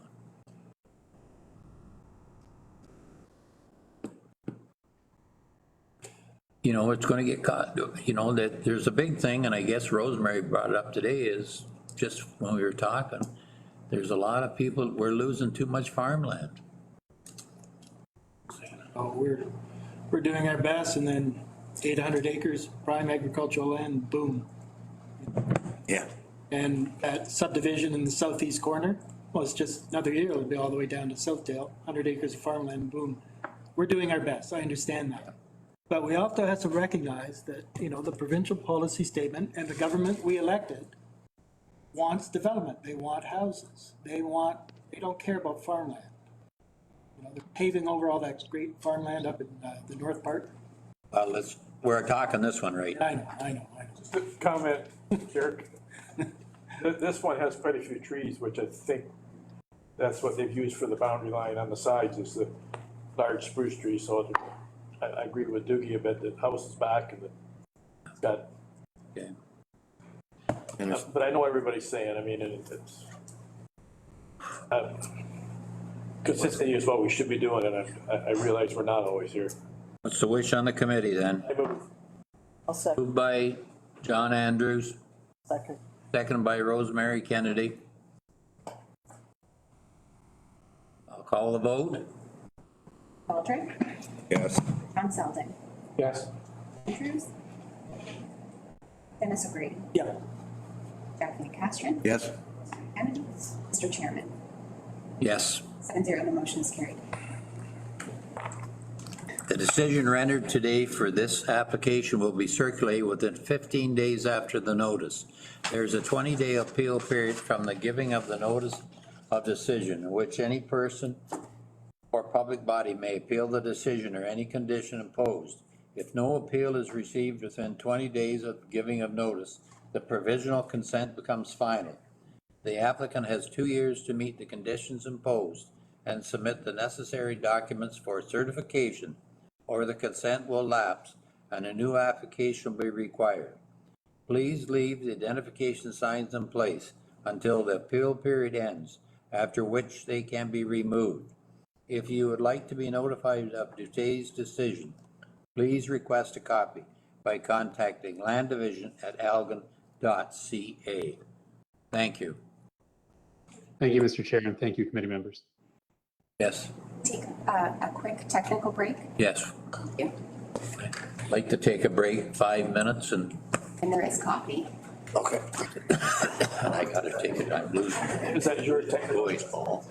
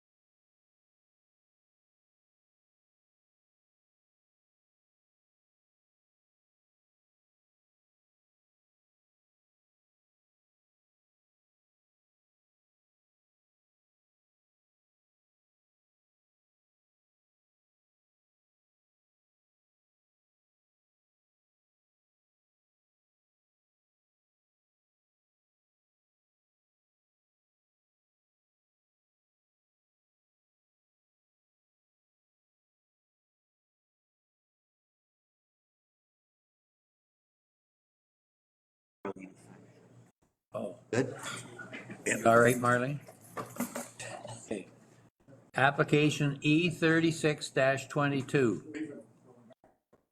Take notice an application is made by Christopher and Emily Laberte, 221 Centennial Ave, St. Thomas, Ontario, for consent pursuant to Section 53 of the Planning Act 1990, as amended to sever lands municipally known as 221 Centennial Ave, Municipality of Central Elgin. The applicants propose to sever a parcel with a frontage of 15 meters, 49.21 feet, and a depth of 61 meters, 200.13 feet, and an area of 0.092 hectares, 0.23 acres, to create a new residential lot. The applicants are retaining 0.24 hectares, 0.59 acres, proposed to remain in residential use. Do we have any applicants or agents or interested parties who wish to speak to this application? Hello, this is Chris La Liberty. I'm the owner of the property. Okay, We on the property within the hold on. sorry. I've heard you now. I've got somebody else going to speak to it. I am Sean Reed. I am the owner of the adjacent property at 223. Okay, thank you. And so then I'll now ask for Paul to give his comments. Paul Hicks, the planner, please. Thank you, Mr. Chair. What we have before committee today is a proposed residential infilling lot in central Elgin. This is again with a lot of these residential infilling lots. These are kind of what we consider to be kind of the apple pie and motherhood type applications that we receive as planners, as we are proposing residential infilling in a service settlement area, and all of which is supported by provincial, county, and local policy. In this particular case, of note, we are on a county road, so in terms of the agencies that were circulated, I should say that the Municipality of Central Elgin has recommended an approval and has provided proposed conditions of the subject severance. As I noted, we are on a county road, and Elgin, the Elgin County Engineer, Mr. Lima, he has advised that he has no objections to the proposal, but has outlined a number of conditions to satisfy county requirements. Those conditions have been incorporated into the proposed conditions of approval, and the Conservation Authority has noted that they take no issue or have no concerns, as it is not, there are no applicable regulated area on their lands. Municipal staff, in their review of the application, and when I say municipal staff, I'm referring to Central Elgin planning staff, noted concerns that an existing shed may not be able to comply with the municipality zoning bylaw, and as such, they're asking that a condition be placed on the severance that would require the shed to be removed or relocated in compliance with the zoning bylaw. Staff in this case also noted that there may be an issue with the existing dwelling in terms of its compliance with the Ontario Building Code vis-a-vis the new proposed severed lot line. This is very similar to the concern that was raised previously with committee, and I would remind committee, or note to committee, that in that case, committee decided that it was fit to still grant the severance. So the recommendation that staff have before committee today is similar to the previous application where Ontario Building Code compliance was noted, in that staff are recommending that the application be deferred pending confirmation that the existing dwelling on the subject lands will be in compliance with the spatial requirements of the Ontario Building Code. However, noting that should committee be prepared to grant the applications, staff have outlined 14 conditions that have been requested to be incorporated with the decision, and those conditions are composed of Elgin County standard conditions, the Central Elgin's requested conditions, and the specific conditions that were requested by the county engineer as it relates to the frontage onto the county road, entrance permits, curb and gutter, and drainage, etc. Okay, thank you. Any comments from members of the committee? John's. Through you to the planner, the proposed severed lot just seems odd to me, considering the general lot configurations on the rest of the street. Is that an issue all in of its own, or do you see a lot a good number of lots that bring into an existing lot like this. Through you, Mr. Chair. So certainly you can always understand concerns about potentially changing the character of an area through intensification and residential intensification. Certainly fitting in with the existing character of the area is something that we see on all sorts of applications in all sorts of sizes and scales of municipalities across Ontario. I'm always quite satisfied that these can often be incorporated in without negatively impacting the existing character of the area, and that certainly character of the area, which is often defined by the view from the street, can be addressed with setbacks from the road to match up with the existing established building lines that we see. So certainly in this particular case, we're also in an area that has quite a large lot fabric. And I would probably suggest from a policy perspective, it's kind of quite rife to see some soft intensification occurring. So that when I refer to soft intensification, I'm not referring to knocking down a building and building a 10-story apartment complex, but introducing new infilling lots of single detached dwellings, along that street frontage. So I sorry if that's a bit of a longer answer, but in this particular case, while I certainly recognize that concern, and we do see that concern, in this particular case, I do believe that it can fit in quite well with the surrounding neighborhood. That was very helpful, thanks. Okay. Other comments from any member of the committee? It's a question more than a comment. That road has now become a suburban Ontario, and with the amount of traffic coming in from all the development to the south, the new proposed intensive subdivision that's going to be going on the east, does the OP look at any traffic limitations before they allow additional development or new development to be dumped onto that suburban arterial? Or do they just keep going until the road gets clogged up and figure it out later? Through you, Mr. Chair, the OP doesn't address issues. I would suggest that, and I don't want to underplay the nature of the issue that you're raising, kind of the incremental increase in traffic so that we end up with an actual problem in the future. But the official plan itself doesn't address that particular issue. And Mr. Lima, who is on the line, might be in a better position to answer how those issues are addressed. But they're typically addressed through transportation master plans, as well as municipal servicing standards that outline warrants for improvements to roads once new development is introduced onto them. And so they would be viewed. Again, perhaps it might be better to allow Mr. Lima to explain before I kind of butcher the explanation. But I would suggest that Mr. Lima's office is likely monitoring that on a case-by-case basis. So regularly monitoring the traffic counts and incremental increases in use of the roadway. But again, it might be best to let Mr. Lima answer that question. Go ahead, Brian. Sorry, Mr. Chair. I don't really have much more to add. Paul has touched on key parameters for which we monitor and take appropriate action at the appropriate times. Okay. Any other questions from the members? Do you have a comment? I do. Sean Reed from 223 Centennial Ave. Could you speak up a bit, please? Sean Reed from 223 Centennial Ave. I am adjacent property.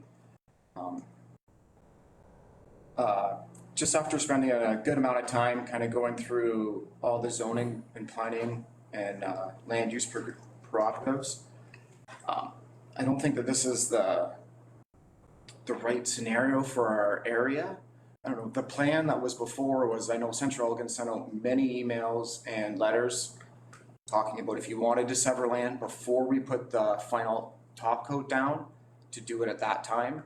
And obviously this severance hasn't been done, and I didn't recognize down the street that those little yellow signs were severance, because you had already severed one closer to Talbot Street there. And would have spoke up against it then. I just find that we moved there as like our forever home. It's a nice countryized Sorry, I'm a little nervous. Okay, take your time. Yeah, we moved there just to have all the peace and quiet and not have neighbors on top of us and everything else, right? There's lots of, it's quiet. I think that there's gonna be a privacy breach now with building a house right next to ours. No one builds single-story houses anymore. You know, there's gonna be a privacy issue with them looking in the backyard and all that other stuff that we're just not. We've been there for 10 years and that's just kind of, we plan on staying there a long time.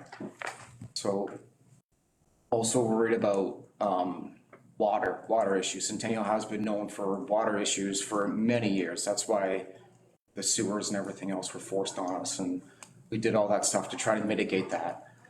Between my garage and the house on 221, I do believe that there's either an underground river or a spring that my sub pump runs every 30 seconds, no matter what. I've dug multiple holes down to put fences in and stuff, and if you let it sit for more than an hour and a half, 2.5 to 3 feet down, that hole fills with water, which is something that doesn't happen. I work for Union Gas Enbridge. I dig a lot of 3-foot holes all over the whole area from Bayfield right down to Port Stanley, fixing and repairing gas mains, and very rarely do we run into water at those depths. So I think that, has there been an engineering report done saying that adding a house is not gonna negatively affect more water flow onto my property, especially with now all the new hardtop, actually building a house, having driveways and everything. My lot does sit a little lower than that lot, so water does tend to pool and come towards my house. I just think that this isn't a good idea for at least my property. The look of the street, we are a very rural street. And I think that build houses that close, there's lots of neighborhoods being built that you can build your house right on top of someone else and move to those properties if it's, if that's what you plan on doing. But I just, and another issue I do have is with the 1990 redrawing of the boundaries there, with my garage actually on this new severed portion. It looks like my garage is overhanging that property a little bit. And I think that was brought up at the start. I'm not so good with the big words that were used at the start, but I think that was kind of something I brought up there. And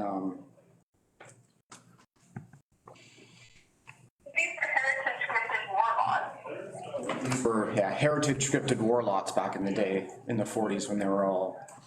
So they gave them the land and then they built the houses, so I don't know. Okay.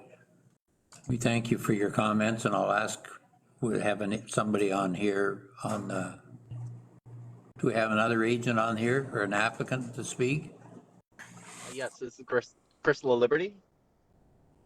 Okay, do you have any comments? Yes, to address some of the concerns, he's worried about drainage. Since we've moved to our property, the house that we're living in now, we've waterproofed our basement and we've added drains that catch all of our downpipes and drain them to the municipal catch basin. This was recommended by the town Central Elgin.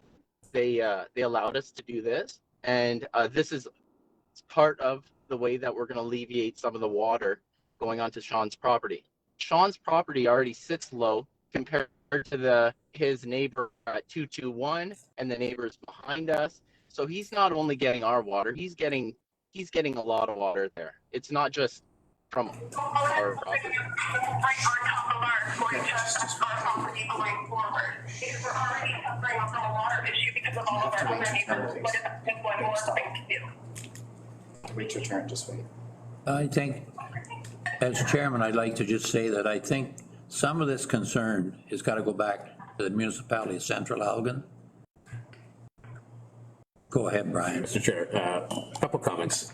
When Centennial Ave was reconstructed back in, I believe it was 2011, roadside drainage catch basins were installed to help alleviate concerns that we're hearing now with respect to pre-existing drainage concerns, so on and so forth.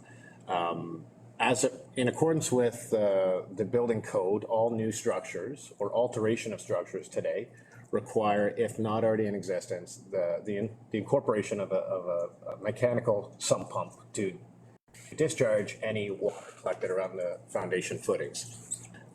That's the means with which exists to protect the foundation. One of the conditions before the committee, as was provided by County Engineering Services, was for the applicant to provide staff with a proposed drainage plan associated with the proposed severed lot to ensure that all overland flow and discharge, whether associated from downpipes or the sump pump discharge, is addressed adequately, and so as not to discharge onto neighboring properties. The conditions, I guess in conclusion, the conditions provided before the committee, staff believes are appropriate in support of this planning application. Thank you, Brian. Any comments from any other committee members?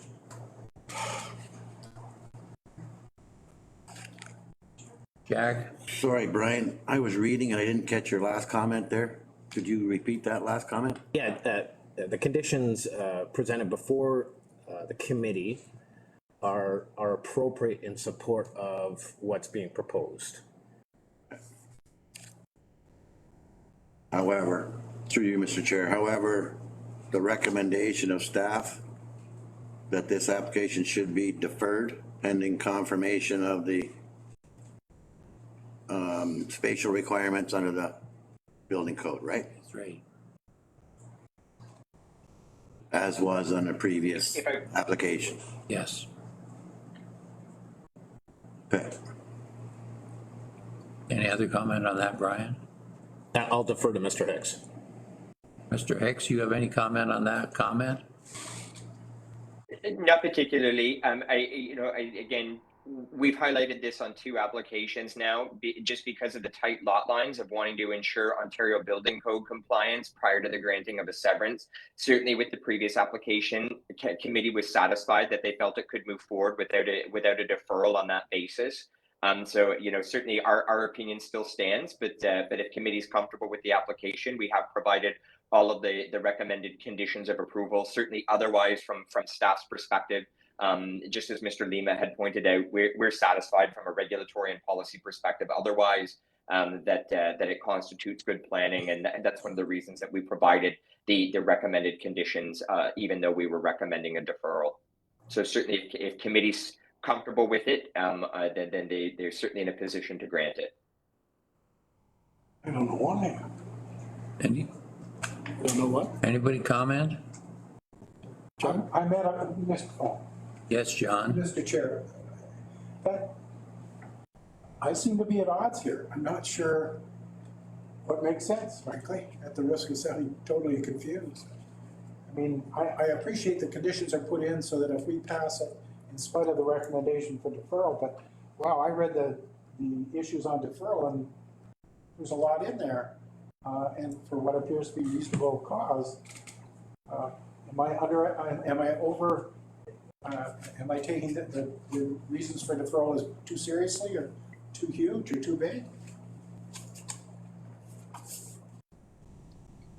Maybe through the chair, if I could address that. Certainly, yes. we don't ever take the request or recommendation for a deferral, any recommendation, frankly, that we bring before an approval authority, such as Land Division Committee. We don't bring those recommendations forward lightly, by any stretch of the imagination. This was the compliance with the Ontario Building Code was something that was noted by municipal staff. We were a bit surprised to see that they had flagged it. It's one of the reasons that we are recommending a deferral of the application. I'm just simply highlighting that the last time that we brought up this issue during this meeting regarding Ontario Building Code compliance, that committee was comfortable moving forward, notwithstanding that we were recommending deferral at the time. Our recommendation is deferral. But it's for the same reasons that we recommended deferral previously. The committee decided that they were comfortable granting it. Dennis? Can you explain what the building code, what is it? Is it a fireproofing or is it a distance separation? What is the limitation under the building code? Through the chair, it's a spatial separation that's required for existing buildings, for openings, so for windows and doors, et cetera. That they're required to be set back from adjacent buildings and from lot lines. So we were looking for compliance from a chief building official, or pardon me, not compliance. We're looking for confirmation from the chief building official that there is no code compliance issue with the proposed lot line and the proposed existing building. And the reason for that being is while we can variance and rezone properties under a zoning bylaw, and we cannot do the same to Ontario Building Code. The Ontario Building Code is the Ontario Building Code.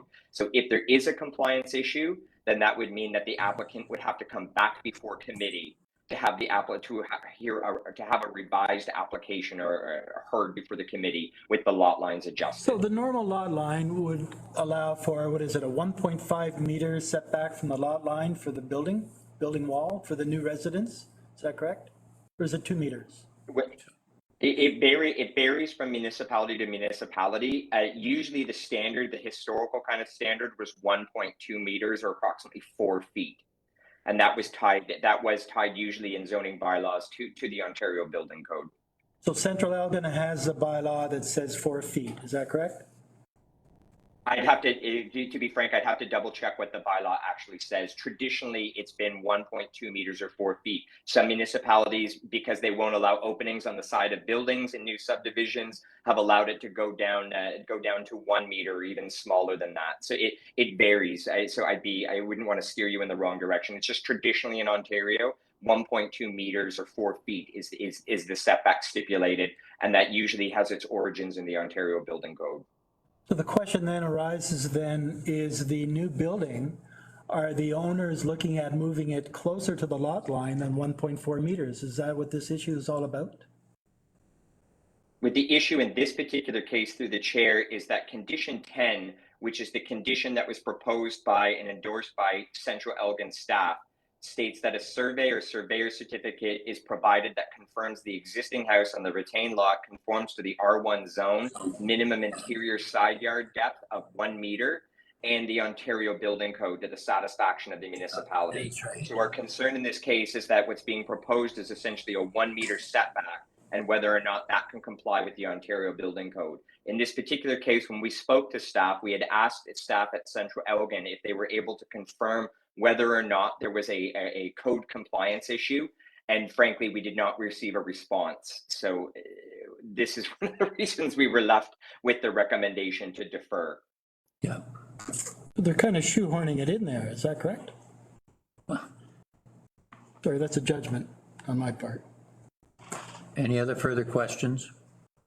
I have a comment. Go ahead.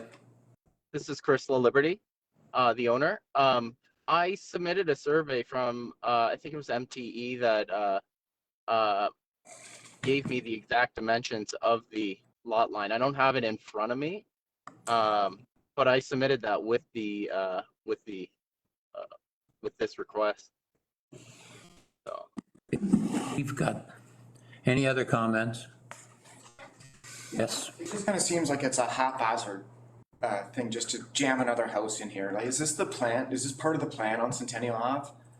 Because a lot of the stuff, every municipality and everything, since we've been doing all the sewer upgrades and stuff, there's always got to be a plan of some sort. So just jamming houses in on every lot, like, is that part of, is this going to open everything up further down, that we're going to have more people severing smaller lots and building larger 2-story homes? Well, that's up to each municipality, which we have no concern over that. Each municipality and each new subdivision, my understanding, can set what they want for their boundaries. Some are that way. So that's nothing to do with this land division committee. So anything else to do? We have been asked to defer this. What's the wish? Mr. Chairman, I will move that it be deferred. It's moved by Dennis, seconded by John, that it be deferred. I'll call for the vote. Steve Baldridge, Yes. Ron Selden, Yes. John Andrews, Yes. Dennis O'Grady. Yes. Jack Van Castro, Yes. Rosemary Kennedy. Yes. And Mr. Chairman, Yes. 7-0, the motion is carried. Okay, so this will be deferred back. Okay, thank you. Thank you. Our next one is E37. Gotta read the. No, we deferred it. Oh, sorry. One question before you move on then. Is that good? When we defer, do we have to give a reason? Defer subject to, Yeah. Paul Clerk for that. Paul, do you? Generally, if the. Sorry. Unless Paul wants to, the other Paul wants to go ahead and. Who's? I'm sorry, I can't see who's asking me and if it's the other Paul, so I'll wait for instruction. You want me to tackle that one? Just a comment on, do we have to, would you ask for their? when we defer, do we have to give a reason? Defer to, wait for a justification report, or defer for what? Is that part of a deferral? Through the chair.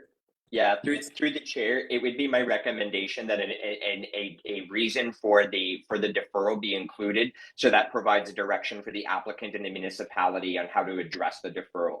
In this case, the recommendation that was before committee from our staff report is based on the analysis. Staff are of the opinion the subject application should be deferred pending confirmation that the existing dwelling on the subject lands be compliant with the spatial requirements of the Ontario Building Code. So that would be the reason for this deferral.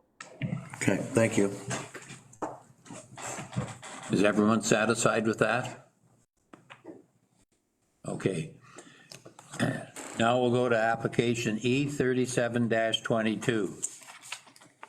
Take notice an application has been made by Doug Terry Limited, care of 3K Leasing Limited, 358 Elm Street, St. Thomas, for consent pursuant to Section 53 of the Planning Act 1990 as amended to sever lands municipally known as 43841 Talbot Line, Municipality of Central Elgin.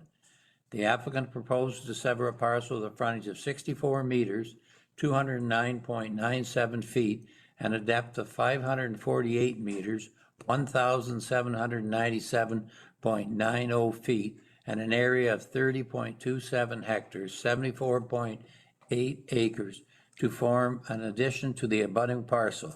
The applicants are retaining 4.16 hectares, 10.28 acres to remain in residential use.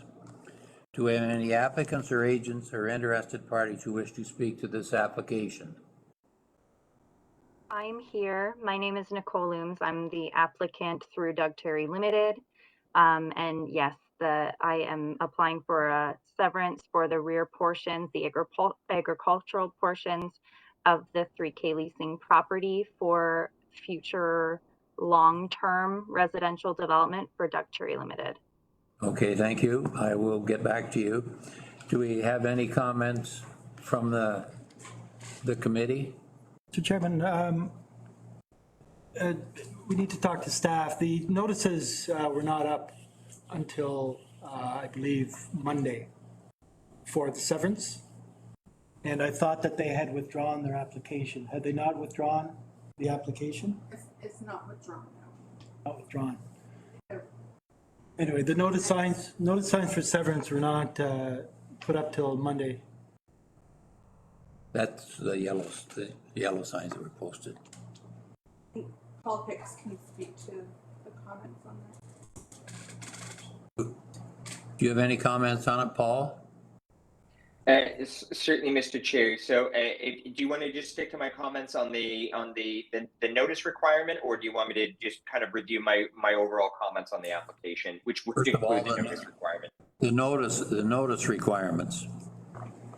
Certainly. So under the Planning Act, their notice requirements are stipulated. One of those requirements is that a sign be posted from a visible location that, in the opinion of the clerk, provides adequate visibility of the sign. That sign needs to be posted on the property 14 days in advance of a hearing of the application. We were advised kind of quite late in the game by county staff that sign had not been put up in accordance with the Planning Act. So it's that we would be deficient, or the application would ostensibly be deficient in its notice requirements under the Act.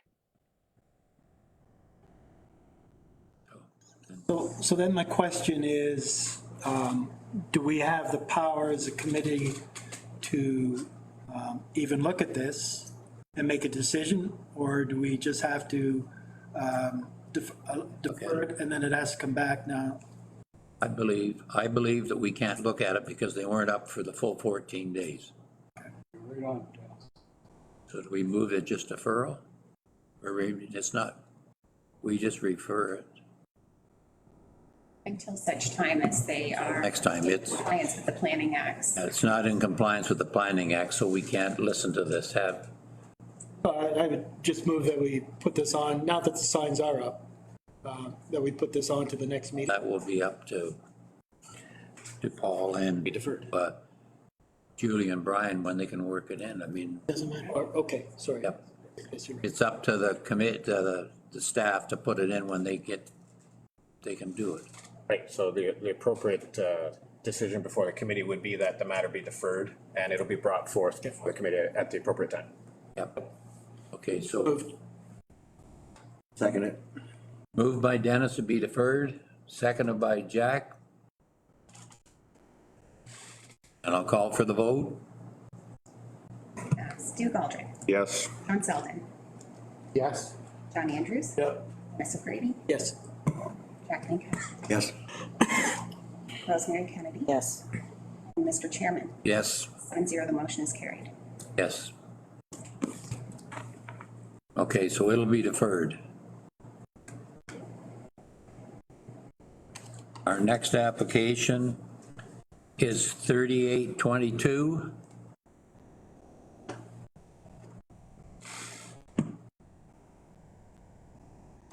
Take notice that an application has been made by John Beekman and Susan Kyle, 448 Talbot Street, East Aylmer, for consent pursuant to section 53 of the Planning Act 1990 as amended to sever lands mutually known as 448 Talbot Street, East, Town of Aylmer. The applicants propose to establish a sewer easement over the proposed severed parcel to facilitate the existing private drain connection servicing the retained parcel. Do we have any applicants or agents and interested parties who wish to speak to this application? Good morning, Mr. Chair. Can everyone hear me? Could you speak up, please? Good morning, Mr. Chair. Can you hear me? Yes? Barely. Yes. Barely. Could you speak up? So my name is Simona Rasanu. I'm the agent on behalf of SBM Ltd for Susan Calendar on the treatment for Talbot Street to No. Can't hear. Cutting in. Can't hear you. Cutting in and out. You're cutting in and out.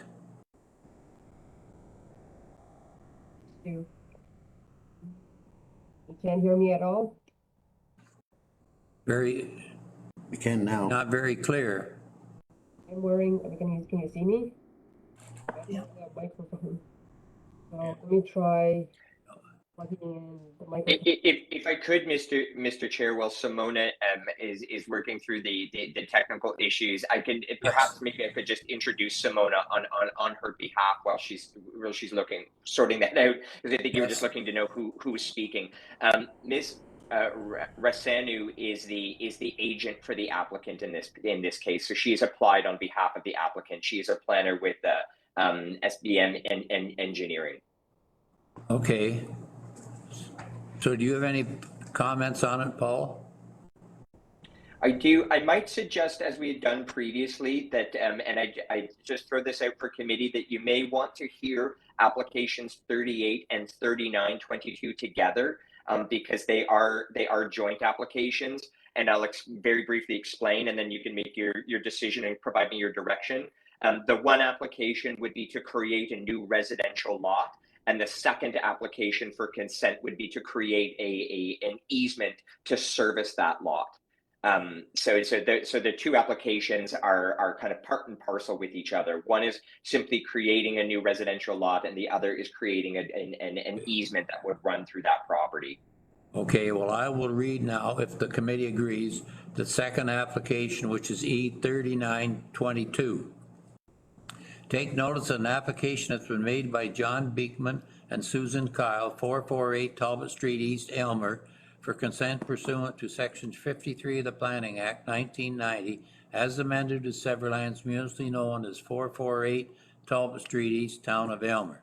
The applicants propose to sever a parcel with a frontage of 30.8 meters, 101.05 feet, and a depth of 30 meters, 98.43 feet, and an area of 0.073 hectares, 0.1 acres, to create a new residential lot. The applicants are retaining 0.20 hectares, 0.49 acres containing a residence, proposed to remain in that residential use. And it'll be the same applicant and agents that speak to this? That's correct, Mr. Chair. Okay. Could you go ahead and give us your comments, Paul, please? No problem. So through you, Mr. Chair, so this application is, again, it's a residential infilling situation that is being proposed in the town of Aylmer. I won't kind of use the same old cliche again, but this is one of these kind of apple pie and motherhood type applications that we do as planners, we do tend to like to see come in, where we are looking at a residential intensification within a service settlement area, and this is certainly the case that we're looking at. As I mentioned before, the one application would create one new residential lot. The second application would create an easement that would run through those lands. And of particular note, you will note in my staff report that we are recommending a deferral of this application at this time. The reason for that deferral is that the town of Aylmer has not provided a resolution or direction that they are in support of the application, because the application is currently subject to an official plan amendment and zoning bylaw amendment. In particular, the official plan amendment would change the land use designation in the local official plan from arterial commercial to an appropriate residential designation to allow this residential lot to be created. Normally, as committee will be very familiar, it's quite common that we do condition severances based on rezoning, achieving a rezoning or achieving a minor variance to address development on a property or deficiencies with the zoning bylaw. The same, however, is not said for official plan amendments, as they are policy statements of a council and a municipality's planning direction. Official plan amendments establish the principle of land use on a property. In this case, the principle of land use that has been established by the town of Aylmer is a commercial land use. So until such time as the town of Aylmer changes that land use designation, both the town of Aylmer and county planning staff are recommending that the application be the subject applications, plural, be deferred until a decision has been made on the official plan amendment that has, to my understanding, already been submitted or has been submitted concurrently with these applications for consent. Otherwise, staff don't take any issue from a policy perspective with what's being proposed. It would be a matter of bringing the official plan designation into compliance with the proposal. And again, we don't have, if you'll note in my staff report, I don't even have suggested conditions of draft approval because the town of Aylmer has not provided any, as they've indicated that they feel the application is premature to be heard at this point until they've made a decision on their official plan amendment. Thank you, Paul. As you've all heard, it's to be deferred. So I feel that we should just ask for, Make a motion, we defer.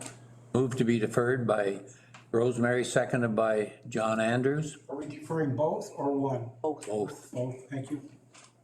Both are being deferred, 3822 and 3922.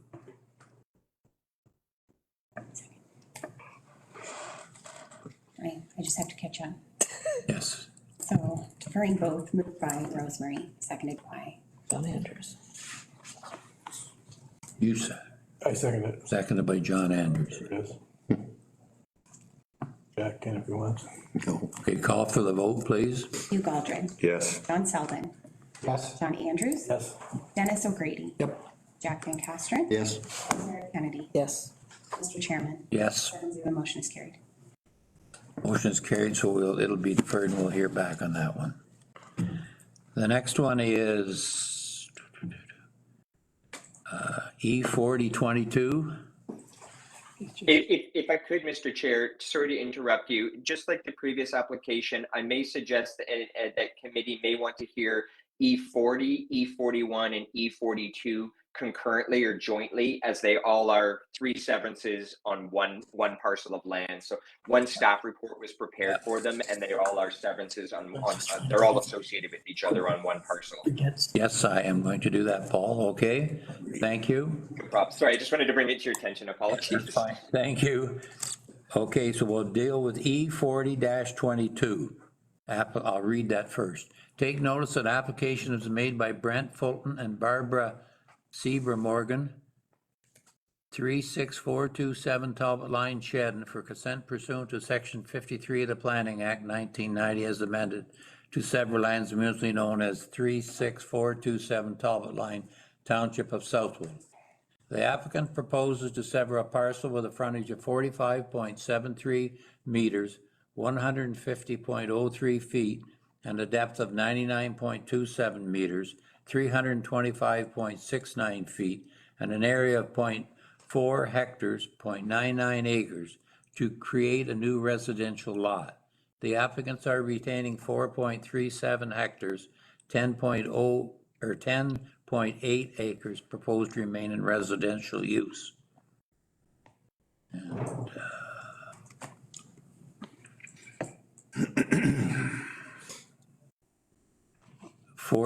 application 41-22. Take notice an application is made by Brent Fulton and Barbara Sieber Morgan, 36427 Talbot Line, Shedden, for consent pursuant to Section 53 of the Planning Act as amended to sever lands mutually known as 36427 Talbot Line, Township of Southwold.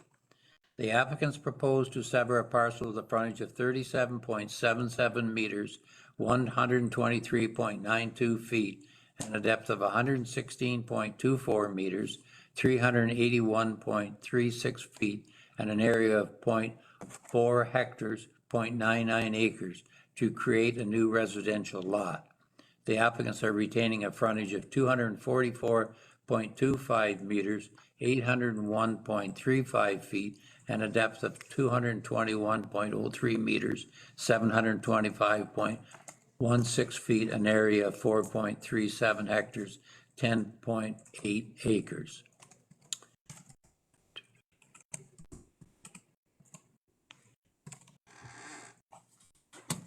Application number 42-22. Take notice an application has been made by Brent Fulton and Barbara Sieber Morgan, 36427 Talbot Line, Shedden, for consent pursuant Section 53 of the Planning Act 1990 as amended to sever lands mutually known as 36427 Talbot Line, Township of Southwold. The applicants propose to sever a parcel with a frontage of 32.92 meters, 108.01 feet, and a depth of 131.03 meters, 429.89 feet, and an area of 0.4 hectares, 0.99 acres, to create a new residential lot. The applicants are retaining 4.37 hectares, 10.8 acres to remain in residential use. Do we have any applicants or agents and interested parties who wish to speak to this application? Yes, Dave Rowe, the agent. Thank you. With my clients are sitting in the gallery. Thank you. I'll now ask Paul Hicks for his comments, please. Thank you, Mr. Chair. As committee can see from the diagram that's displayed on the screen, you can see a large retained portion and the creation of 3 residential building lots that are being proposed. Again, we are looking at a residential infilling situation. This is a slightly more, I won't suggest complex, but there's there are a couple of other moving parts to this particular application, and the reason being is because we're not in a fully serviced settlement area. We are in a partially serviced settlement area. So in this particular case, we are looking at having what is proposed is 3 residential lots being created that would be connected to the municipal water system, but would have private individual septic systems on servicing each of the proposed lots. You'll also note that when you're looking at the staff report, that the county official plan designates the land as agricultural, and the local zoning bylaw designates it as A1, or pardon me, zones it as A1 agricultural as well too. This is because recently the Sethwold official plan was just approved, and there was an adjustment made to the settlement boundary area of Shedden. In other words, the county official plan and the municipality zoning bylaw hasn't caught up to what the current designation is of these lands. And there is a residential designation in the official plan that would facilitate these severances. Otherwise, the application is fairly straightforward beyond that. We have, in terms of comments that were received, we have a submission by the municipality of Southwold that the council has passed a resolution in support of the proposed severances, and has also provided a list of requested conditions of approval that have been incorporated into the decision, the recommendation below in the staff report. County engineering has noted that the lands are located on a county road, and while they have not identified any concerns with the proposed application, they have also advised of a number of conditions that they would like to see included with the application that have been made, that have been added to the list of suggested conditions of approval. And finally, the Conservation Authority has also noted that they have no objection to the proposed applications, but they do note that some of the lands are impacted by the Conservation Authority regulated areas, and therefore permits will be required for any development within those regulated areas. But again, I stress that they have not indicated that they are opposed or that they object. They simply want to advise that permits would be required. As such, we are recommending an approval of the application. You will note an error in the recommendation introductory statement in my recommendation, where it notes a recommendation for deferral. I'll be quite frank with you, that was a cut and paste mistake from the previous application, so I do apologize for committee, and if there was any confusion over that. The recommendation that is before council or committee this morning is an approval subject to the 14 conditions that are listed below. Thank you, Paul. Any comments from members of the committee? Jack? Yeah, I'd like to thank Paul for that clarification, because I was wondering why you were recommending deferral. I'm glad to hear that. My apologies. Any other comments from any other member? I move. You move? I had a question. Oh, go ahead. Through you, Mr. Chair, to Paul. I guess one of the things that confuses me a bit is we've addressed a lot of things about deferral because of the Ontario Building Code. And yet in this situation, although it is the building code, there are discrepancies between the Southwold and Central Elgin plans. And it just strikes me that without the change being done in the County of Elgin's official plan, before we make the decision to approve, would make sense, or is that not as important or as critical as the building code issues in the earlier applications?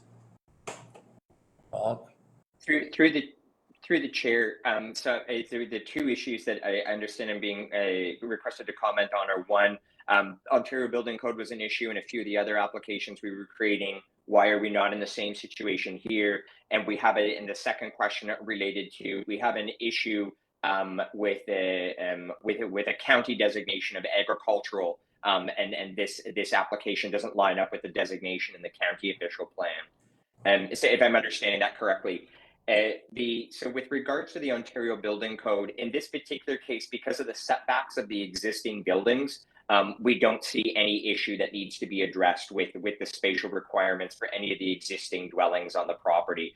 Any new dwelling will be required to comply with the Ontario Building Code. And that will be addressed at the building permit stage with them. But because the existing buildings on the retained parcel are so far set back, we don't have any issue with Ontario Building Code and with this particular application. With regards to the county official plan, so the county council is the approval authority for the site pool official plan. So county council did endorse that plan and give approval to it. It is in full force and effect. There also is a provision in the plan that, notwithstanding that we have an agricultural designation in the county plan on it, the provision is, and I'm going to describe this without reading it verbatim, is that when we have a situation where the local official plan has an existing and legal designation, and the residential designation on these lands is legal, when it is in place, notwithstanding that it essentially conflicts with that agricultural designation, the local plan essentially prevails in this case. And that's to address particularly some of the more historical land use designations that we often see in rural or agricultural areas. So the reason that notwithstanding that we don't necessarily comply with the agricultural designation that's in the county official plan, we do have provision in the county official plan that allows us to consider this application and allows kind of the local designation to trump the county designation, so to speak. So in that case, we are, notwithstanding we're not satisfying the land use designation, we're satisfying the policy requirements. So I'm certainly still satisfied that the application does comply with the county official plan in that regard. And as the county is going through the review right now, we will be looking at correcting that mapping discrepancy when the review is completed. I hope that is of assistance. I'm certainly happy to take any follow-up questions. Thank you. Great help, thank you. Thank you. Jack? Just a point of order, I believe John had a motion on the floor. Yeah, I'll second it before any further discussion. That's what I was. Moved by John, seconded by Jack. Any further questions from anyone?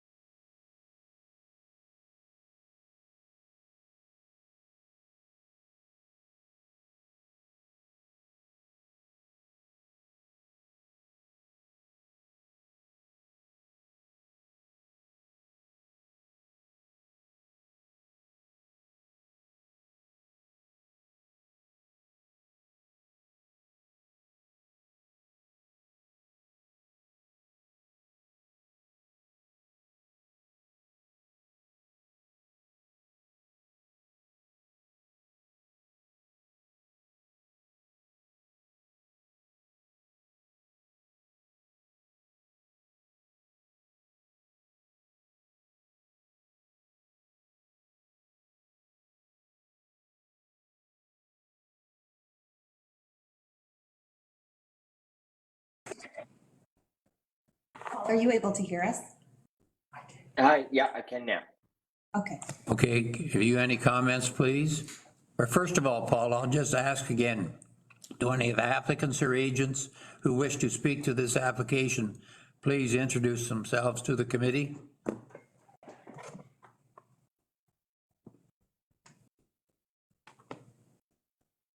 Okay, Paul, could you go ahead, please? Certainly. So this was as committee will be aware, this or may recall, this is an application that was heard in December of 2021 before the Land Division Committee. It is a severance that was granted by the committee, and after the committee granted the severance, the surveyors who went out to the site noticed what I would term a fairly significant discrepancy in what was applied for and what the actual measurements or the measurements of the lot would be. And I'll explain what the applicant applied for, and you can see in the diagram is they were looking to sever off a surplus farm dwelling where the rear lot line was going to match up with the adjacent residential lot's rear lot line that you can see. And there was an error made on the application that was only discovered after the fact by the surveyor. That was what was actually going to happen was the new lot line would not be flush with the neighboring lot line, but would extend further outwards. So the applicants have applied back to the committee to have committee reconsider the decision and essentially grant their severance for what they were hoping to apply for in the first place. And while there is some ability and understanding that we have severance sketches, and sometimes those dimensions don't always match up with what's on the ground after the fact because they simply are sketches. In this particular case, the survey flagged a very significant discrepancy, as you can see, is described in the staff report. Therefore, it was deemed appropriate to bring this application back before committee to be heard. You will note that I am recommending a deferral of the application until such time as the notice requirements of the Planning Act have been met. In this case, like the earlier application, no sign was posted out in front of the property before this application could be heard. That would, in the opinion of staff, be a contravention of the Planning Act. So notwithstanding that, staff don't take any issue with committee's decision back in 2021, concur with the recommendations of staff at that time, and concur with committee's decision until such time as the legislative requirements of the Planning Act could be met with this application for it to be, I guess, essentially redecided upon. It should be deferred. Thank you, Paul. You heard his recommendation that it be deferred. Rosemary? I have a question. It says that the notifications weren't up. I drove by that property at least once a week, and they have been there. The signs, I've seen them. So I don't know who didn't see them. My sister lives right across the road, so. Through you, Mr. Chair, and so certainly I wasn't able to go and do a property inspection myself. I was advised by municipal staff, and when I say municipal staff, I'm referring to county staff, that just like the previous application from Doug Terry Homes, that the signs weren't up in accordance. Whether they were put in kind of after the fact, but perhaps still not in accordance, maybe the situation. But I'm afraid I don't have, aside from being advised by county staff that they weren't in for the statutory period of time, I don't unfortunately have much more information to provide. Jack? Regardless of that discrepancy, I am a little bit concerned, Paul, with your statement that this is a new application and a new decision. I know for a fact that we've had instances like this come up before where a discrepancy in a lot line or a measurement came back after the fact, after a decision was made, and it was not to be considered as a new application and a new decision. In this particular case, we're talking about a discrepancy which we approved 67 meter depth. And in fact, it's only 62 meters, so we're not going larger, we're going smaller. So I tend to lean towards, we make a decision based on the new measurements. I do have a question though, Paul. In your statement, you said that noting the depth of 62 meters, not the assumed and approved 67 meters. As such, the applicant solicitor has requested the committee reconsider the application for consent at a depth of 63 meters. Yeah. So I'm just curious as to if the intent was to keep it straight across from the property beside it, and the measurement depth is 62, why are we being asked to consider a depth of 63? Is that just a? I would consider that to be a typo. My apologies. Okay, good. But if the measurement is even less, is that right, Brian? If the measurements was, say, they told us 67, then it was only 62, that's still a difference. Right. So there's a discrepancy. More than 3%.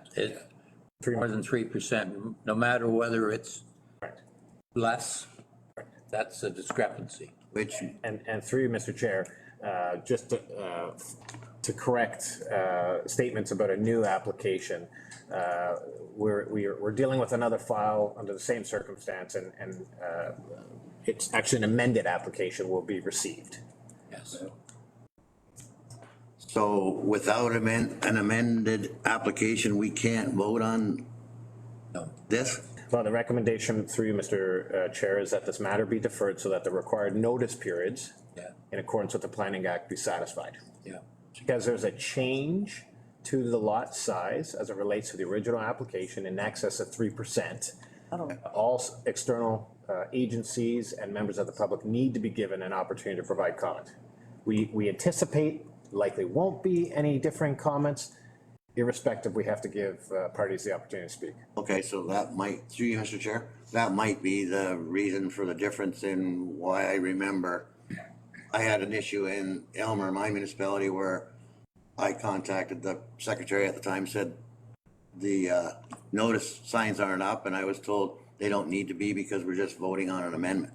But it probably wasn't the 3% thing. So that leaves us then with the discrepancy Rosemary brought up. When she travels that road regularly, where her sister lives across the road, do you recall whether the notice of application signs had even been taken down from our December meeting? They were still up on Sunday. That's what I'm thinking. So I would hate to defer. In the meantime. But I would hate to defer something if there's a discrepancy as to whether the signs are up or not. Brian? Yeah, through you, Mr. Chair, we have touched base with the applicant who had confirmed that for a period of time the signs had been removed, and perhaps at your most recent time with sought, they responded to our request to have them posted. Unfortunately, the required 14-day notice period was not satisfied in advance of this meeting, and so that's why the recommendation before the committee is that this application be deferred, and you'll likely hear it'll likely be presented at the next meeting. Mr. Chairman, I'll move that it be deferred and brought back at no cost to the landowner. I'll second. Moved by Dennis, seconded by John. Any further questions? Call the vote, please. Hugh Baldred, Yes. John Selden, Yes. John Andrews, Yes. Dennis O'Grady. Yep. Jack Van Castren. Yes. Rosemary Kennedy, No. and Mr. Chairman. Yes. The motion is carried. Okay, so now we go to the date of our next meeting, which is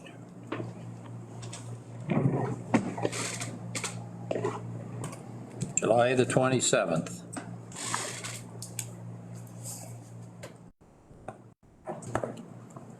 And now I'll ask for adjournment, and then we have one item to discuss. Julie, or do you want to I'll ask for adjournment, and then we'll have the meeting will be adjourned, and we can have the, Just an item for discussion. yeah. So move I was gonna ask about moving the date of the. Well, that's what's going to be discussed. Yes. Sorry. Okay, somebody move adjournment? Moved by Doug Alder, do we adjourn? Seconder, John Andrews. Recorded vote on that, please. Aldrin, Yes. Ron Selden, Yes. John Andrews, Yep. Dennis O'Grady. Yep. Kathleen Castron, Yep. Rosemary Kennedy. Yes. And Mr. Chairman, Yes, 7-0, the motion is carried. so we'll just wait a few minutes till